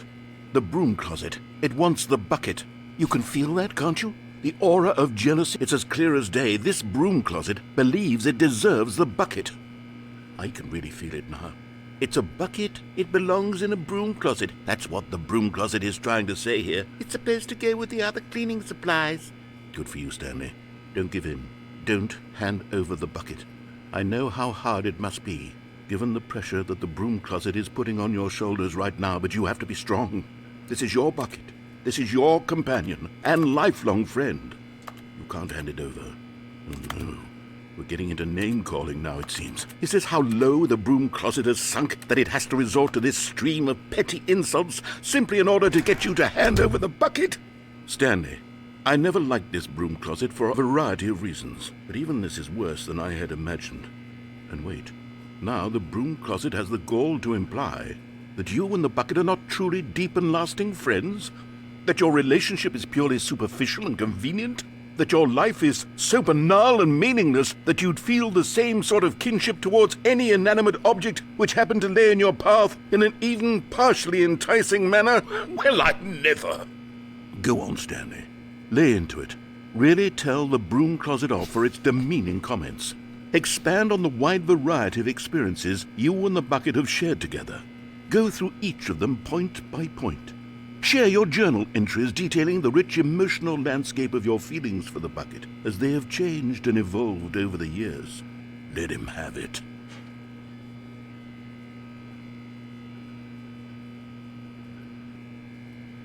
I've told them all off. Okay, I've got you something which I think will help settle this debate once and for all. Here we go. There. Now it's settled. No more debate. Nice. No more discussion. Take a hike, broom closet, with all your meandering philosophical diatribes about the nature of cleaning supplies and their relationship to broom closets in the natural order of things. That's good.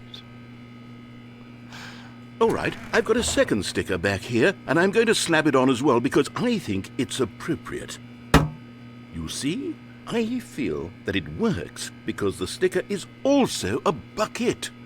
That way, if you're ever unsure whether the thing you're holding is a bucket or not, you can look down at this sticker and say to yourself, ah, it's a bucket.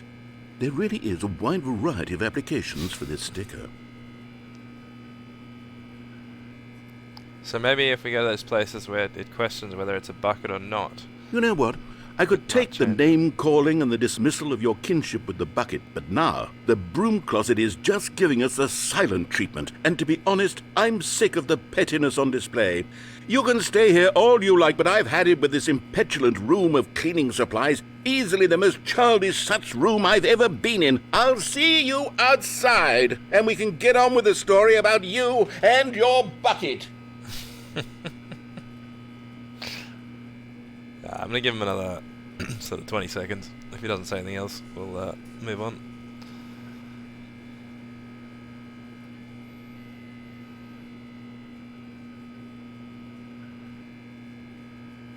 You guys accept it as my bucket now? Yep. Alright. Good.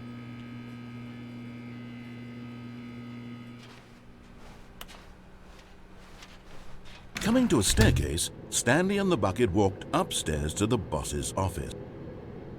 Haven't tried going down there, but let's just see where the story takes us.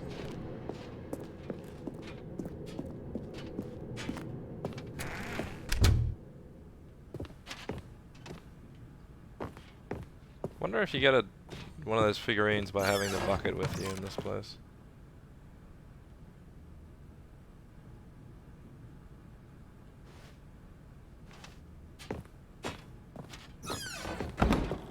Maybe the bucket on the elevator? You never know. It's the sort of game it is.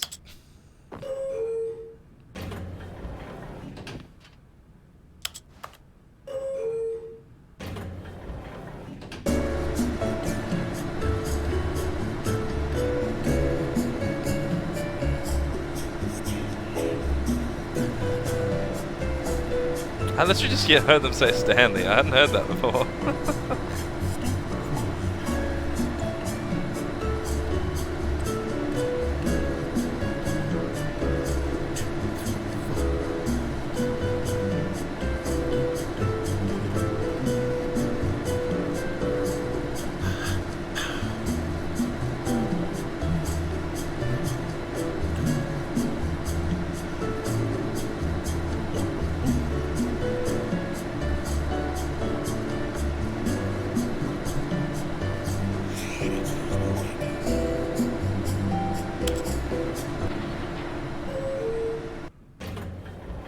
So weird. Stepping into his manager's office, Stanley was once again stunned to discover not an indication of any human life. Crushed by the weight of this revelation, Stanley may have broken down into an emotional dumpster fire if not for the soothing presence of the bucket. Even now, in his darkest of hours, did the bucket's warmth and guiding light pierce the dark clouds of confusion and chaos. It would be with him, always. The bucket would. And he knew it. The two of them were inseparable. At this point, Stanley was so absorbed in the tender spiritual connection he shared with the bucket that he didn't notice the keypad behind the boss's desk. Nor in his bliss of simply being near the bucket did he have any notion that the PIN number for the keypad was 2845. Again, let's try not entering it and see if he just automatically opens the door again. Maybe the bucket will open the door. Stanley just sat around twiddling his thumbs.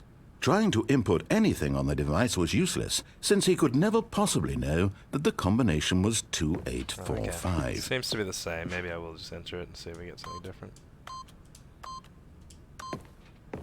But Stanley guessed the correct code by sheer luck. Was it that the bucket knew all along? Was the bucket guiding him? Yes, this is certainly the most logical explanation.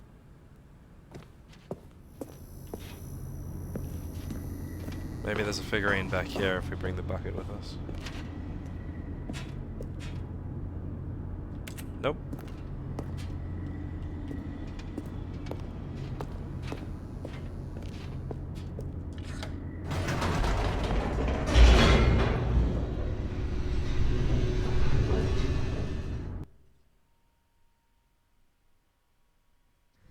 The elevator raced downward, plummeting towards an unknown fate. It would be all Stanley could do to keep himself together, if not for the bucket. Soothing him, comforting him, reassuring that in this darkest moment of uncertainty, he would be all right. The bucket is here for you, Stanley. Everything will be fine. So glad I've got the bucket with me. Stanley and the bucket walked straight ahead through the large door that read, Mind Control Facility.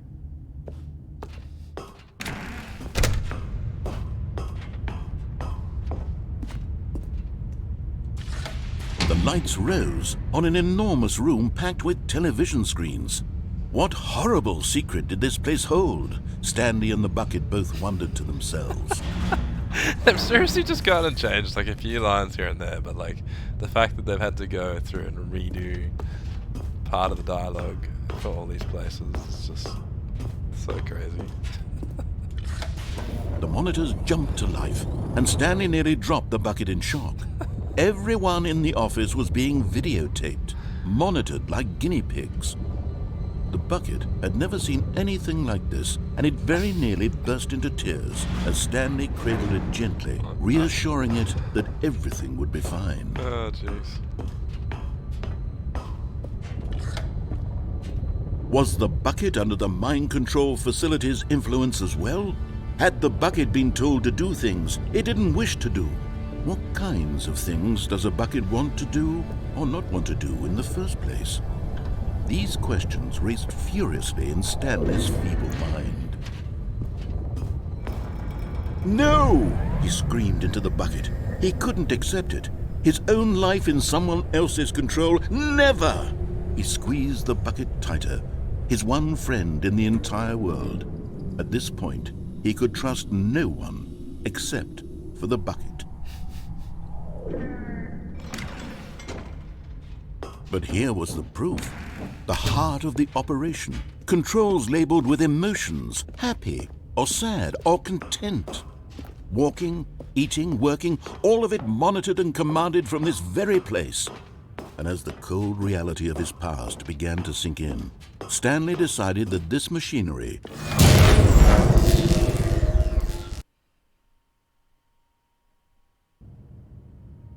Stanley and the bucket waited in blackness. Was it over? Yes, they had done it. Stanley and the bucket had defeated their greatest and darkest enemy, freed themselves from the tyrannical grip of the evil mind control machine. Freedom was now mere moments away. Excitedly, the two of them began to discuss the kind of life they wanted to live once they stepped through this massive door. The bucket wanted to learn to roller skate.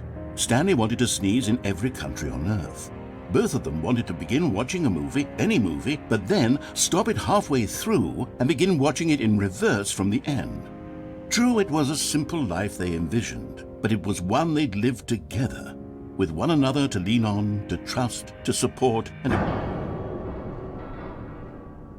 What? Well, wait, what was happening? Why had the door stopped? Was Stanley and the bucket not about to be freed? An unbearable silence filled the room, lingering in uncertainty, until finally the truth hit Stanley square in the face. This building did not want the bucket to leave. Even the facility itself recognized the incredible calming presence of the bucket, needed the soothing warmth of the bucket, would go to any lengths not to part with the bucket. No, no, no. Stanley can't leave this place. Not while he has such a precious bucket in his arms. Not while this building has anything to say about it. Stanley realized he would never again leave this very room. But at least he has the bucket. To be trapped eternally in darkness isn't really so bad, Stanley thought to himself. As long as I have my bucket with me, right? I'll be okay, won't I? Stanley gulped. Very soon now, he was about to find out. What the heck? Some of the things they've put in this is just... wow. It's all about the bucket. All of his co-workers were... Wait, no. This isn't the right office, is it? Is this Stanley's office? Yes.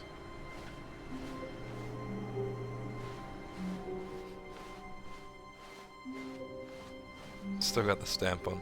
Alright, so let's try and go towards the game section and see if like the stamp changes anything. Warmth spread through Stanley's arms.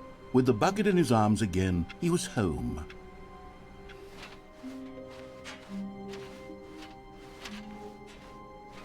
Stanley clutched the bucket tightly to his chest. This was not the correct way to the meeting room, but Stanley had felt the bucket calling to him, telling him that the employee lounge was simply the place to be.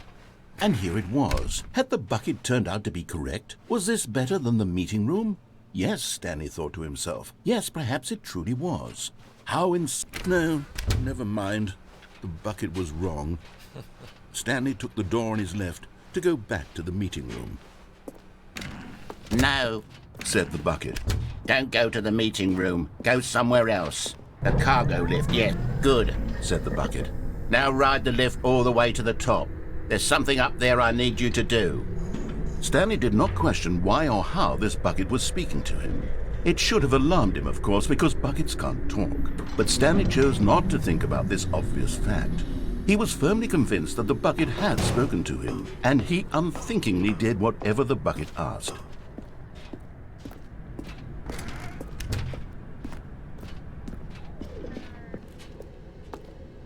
No, stop.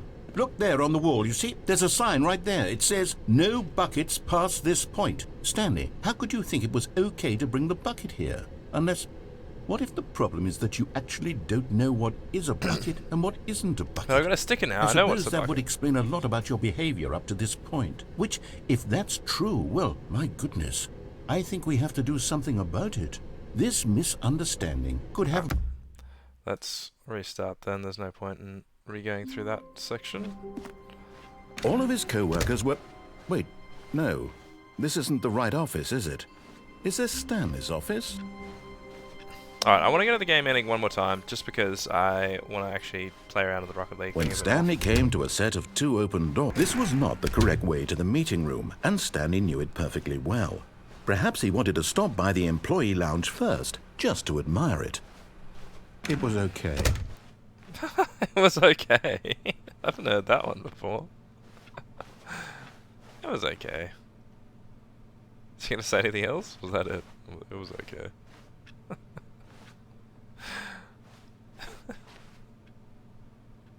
No, we're just gonna be left in silence. But eager to get back to business, Stanley took the first open door on his left. Stanley was so bad at following directions, it's incredible he wasn't fired years ago. Look, Stanley, I think perhaps we've gotten off on the wrong foot here. I'm not your enemy, really. This will be the last thing I do. I realize that investing your trust in someone else can be difficult, but the fact is that the story has been about nothing but you all this time. There's someone you've been neglecting, Stanley. What? Really? I was in the middle of something. Do you have zero consideration for others? Are you that convinced that I want something bad to happen to you? Why, I don't know how to convince you of this, but I really do want to help you, to show you something beautiful. Look, let me prove it. Let me prove that I'm on your side. Give me a chance. Now listen carefully, this is important. Stanley walked through the red door. Actually, I haven't tried just literally going through the red door. Let's just try that, see what happens. Oh, thank God you are willing to listen to me. Do you see that I really have wanted you to be happy all this time? The problem is all these choices. The two of us always trying to get somewhere that isn't here. Running and running and running, just the way you're doing right now. Don't you see that it's killing us, Stanley? I wanted to stop. We would both be so much happier if we just stopped. And I think I have a solution. Here, let me show you. Okay.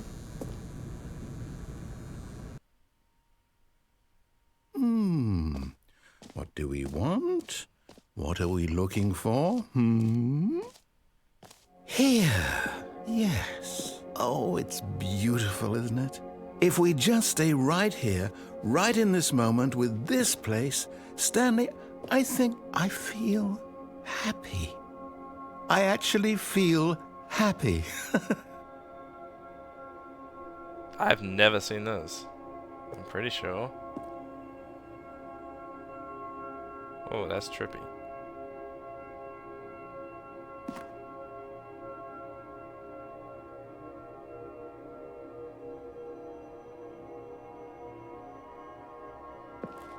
Oh, wow.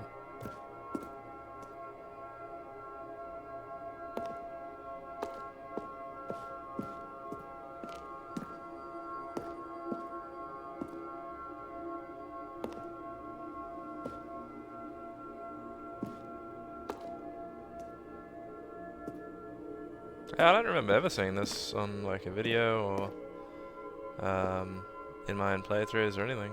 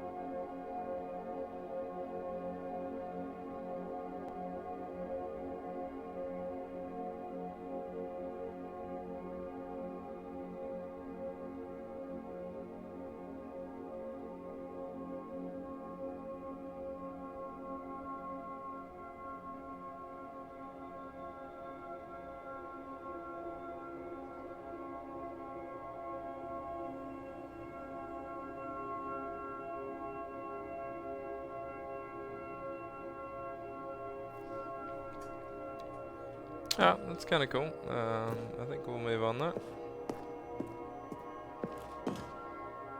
No, wait. Where are you going? Oh no! Stay away from those stairs. If you hurt yourself, if you die, the game will reset. We'll lose all of this.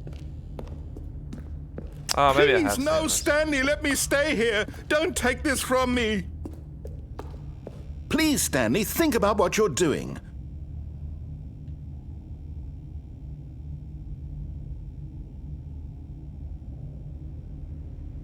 Is this this ending? No! Oh, thank God. You lived. You had me worried there for a moment. Now, can we please get back to the other room?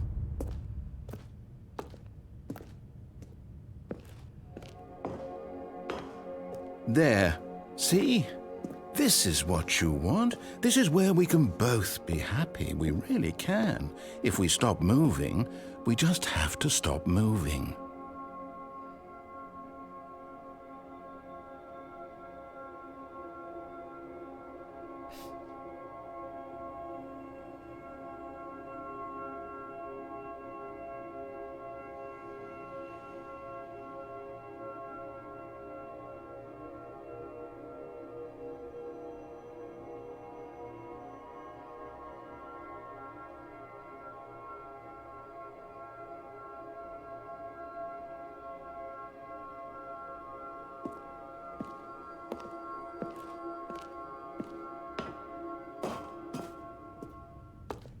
Stanley, go back. There's nothing good that can come from this.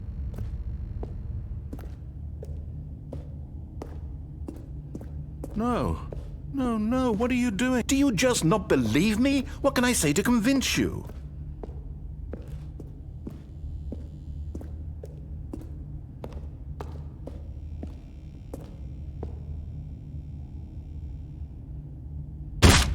Stanley, let's go back to the other room. Can you do that for me? Yes, perhaps you can. Perhaps you finally see what I'm talking about. I know you'll see that we can't be happy if we leave this place. You can see that, can't you?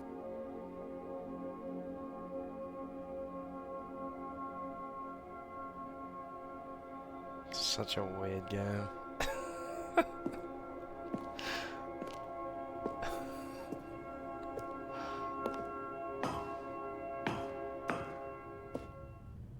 No, perhaps not.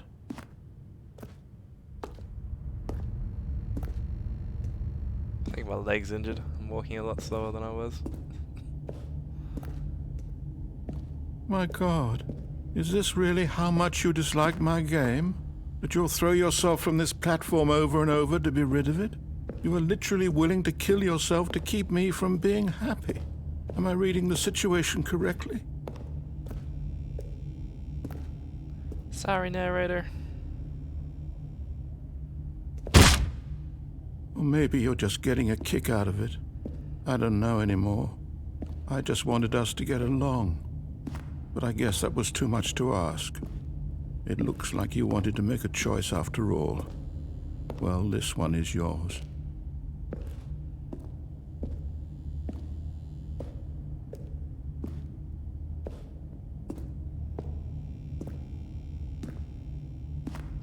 Right down the...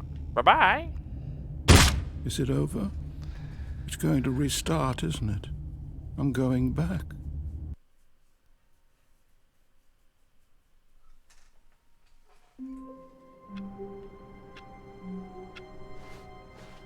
So is this All like... of his co-workers were gone. What could it mean? Zending? Stanley decided to go to the meeting room. Perhaps he had simply missed a memo. When Stanley came to a set of 2 open doors, he entered. This was not the correct way to the meeting room, and Stanley knew it perfectly well. Perhaps he wanted to stop by the employee lounge first, just to admire it. I remember there being a computer on in that room. I don't really remember that either. It was okay. But eager to get back to business, Stanley took the first open door on his left. Yeah, we're going to Rocket League. Stanley was so bad at following directions, it's incredible he wasn't fired years ago. Look, Stanley, I think perhaps we've gotten off on the wrong foot here. I'm not your enemy, really, I'm not. I realize that investing your trust in someone else can be difficult, but the fact is that the story has been about nothing but you all this time. There's someone you've been neglecting, Stanley. What? Really? I was in the middle of something. Do you have zero consideration for others? Are you that convinced that I want something bad to happen to you? Why, I don't know how to convince you of this, but I really do want to help you, to show you something beautiful. Look, let me prove it. Let me prove that I'm on your side. Give me a chance. Now listen carefully, this is important. Stanley walked through the red door. Perhaps you misunderstood. Stanley walked through the red door. I still don't think we're communicating properly. Stanley walked... All right, fine, go ahead, Stanley. You want to know so badly what's out there? You want to find out what lies at the end of this road you've chosen? Well, don't let me stop you. You see? There's nothing here. I haven't even finished building this section of the map because you were never supposed to be here in the first place. Broken rooms, exposed developer textures. Is this what you had wanted? Was it worth ruining the entire story I had written out specifically for you? Do you not think I put a lot of time into that? Because I did. And in the end, it was all for nothing. Because this is what you wanted to see. Help me here, Stanley. Help elucidate these strange and unknowable desires of yours. What would have made this game better? What did you want to see? Vehicles? Skill trees? Work with me. You've given me absolutely nothing so far. Tell you what, let me take a stab in the dark at a new design and you can give me some feedback.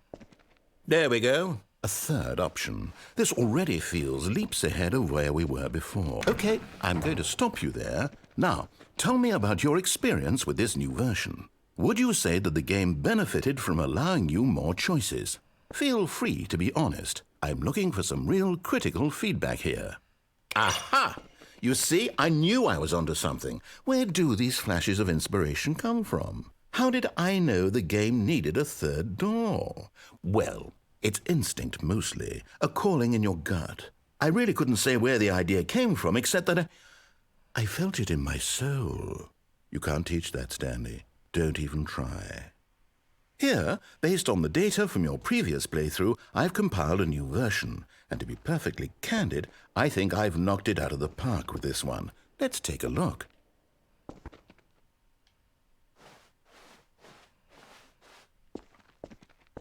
Now, would you say that competitive leaderboard helped you feel motivated to keep walking through doors? Again, honest answers, please. Hey, I nearly forgot. I've got a prototype of a new game I've been working on, and now would be a lovely opportunity to give it some playtesting. You wouldn't mind taking a look at it, would you? Perfect. Let me boot it up.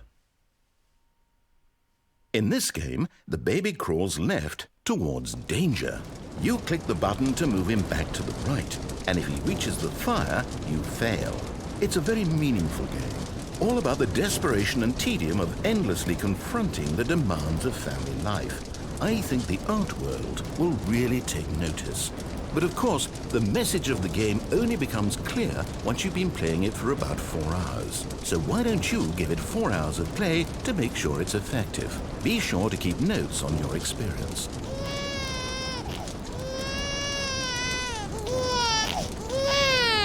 You heartless bastard. Did you do it because you hate babies or purely to spite me? Because if it's the latter, well, I don't know what to do. I'm completely out of ideas. I can't think of a single thing that might improve the experience for me. I'm not even going to try. I'm out, I'm done. It's over. Thank you for playing. Your input was extremely valuable. Oh, hey, since my game was so awful, why don't we play someone else's game, just to ease the pain? Let's see. What do we have here?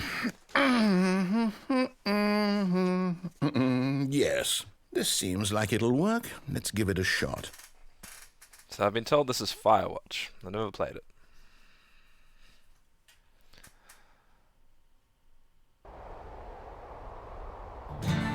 Aha! Fascinating. What do you think this game is about, Stanley? What's our backstory? What is our motivation? Well, it seems obvious to me that you are meant to play as a creepy man spying on innocent civilians below you from up high in your creep tower, perhaps for some sort of twisted, erotic purpose. Yes, that must be it. What a fascinating venture into the experience of total mental depravity. So far, I love everything about this game, Stanley, and it seems there's even more. Come, let's venture outward and see what else is out there.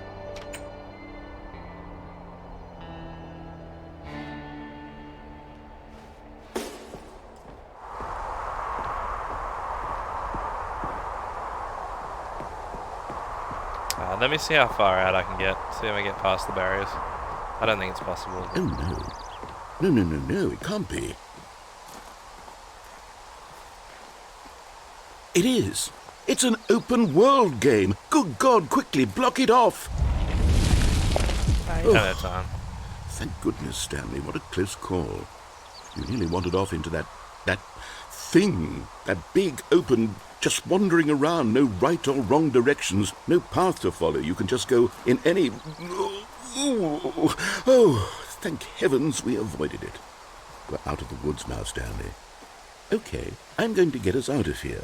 Let's find another game. Preferably something with walls. Something with nice, big, insurmountable walls. Okay, I think this will be just the thing.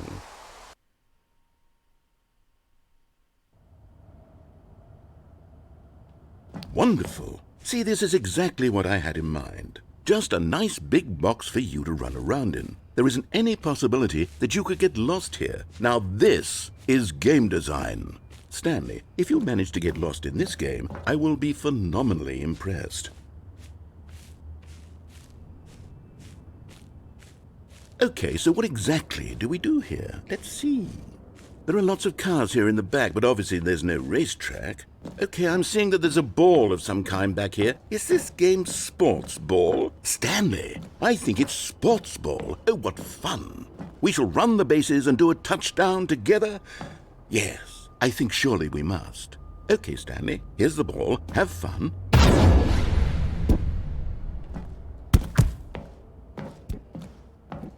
That's cool that you can actually hit it around. Are you doing it? Are you winning? Is this fun?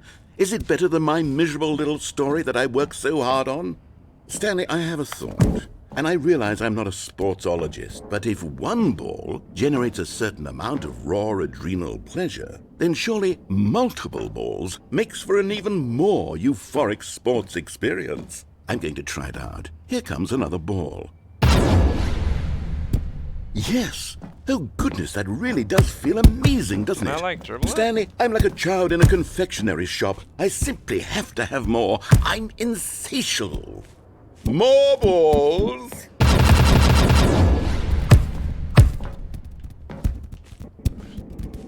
It's a lot harder to dribble in this one.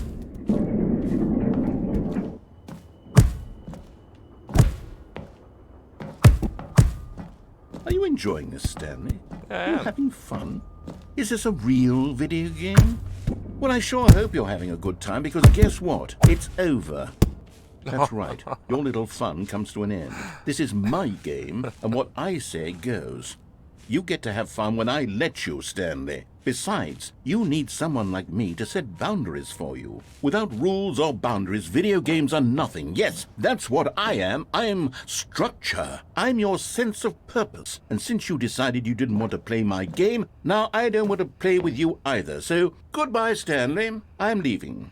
See how you like it when I'm not around to set the rules. Somehow, I don't think you'll enjoy it as much. But who knows? You're an inventive kid. You'll come up with something. After all, you're the one who knows best.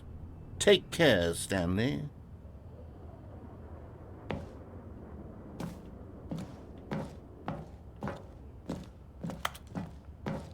Well, I doubt there's any way to break the map boundaries on this one, considering there were giant walls in the last one. I just want to have a quick look.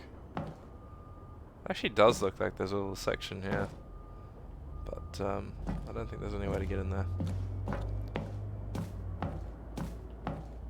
Ah, well.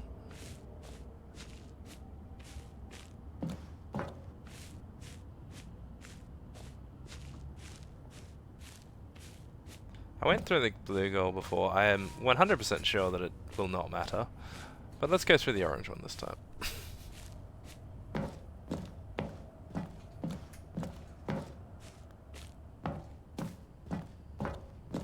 I think we've covered pretty much everything, other than like taking the bucket to all the different endings. But I might do a bit of searching up, and then I might do another stream sometime soon. That'll probably be pretty much it for this one. What are you doing?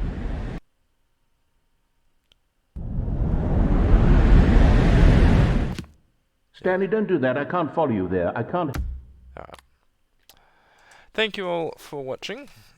Thank you guys for coming along on the journey, and I will be starting another stream if I can find anything else interesting to have a look at. I'll see if I can find where that collectible is as well, if there is another one, just in case there's any more sort of story to it. Alright, thank you guys. I will see you in the next one.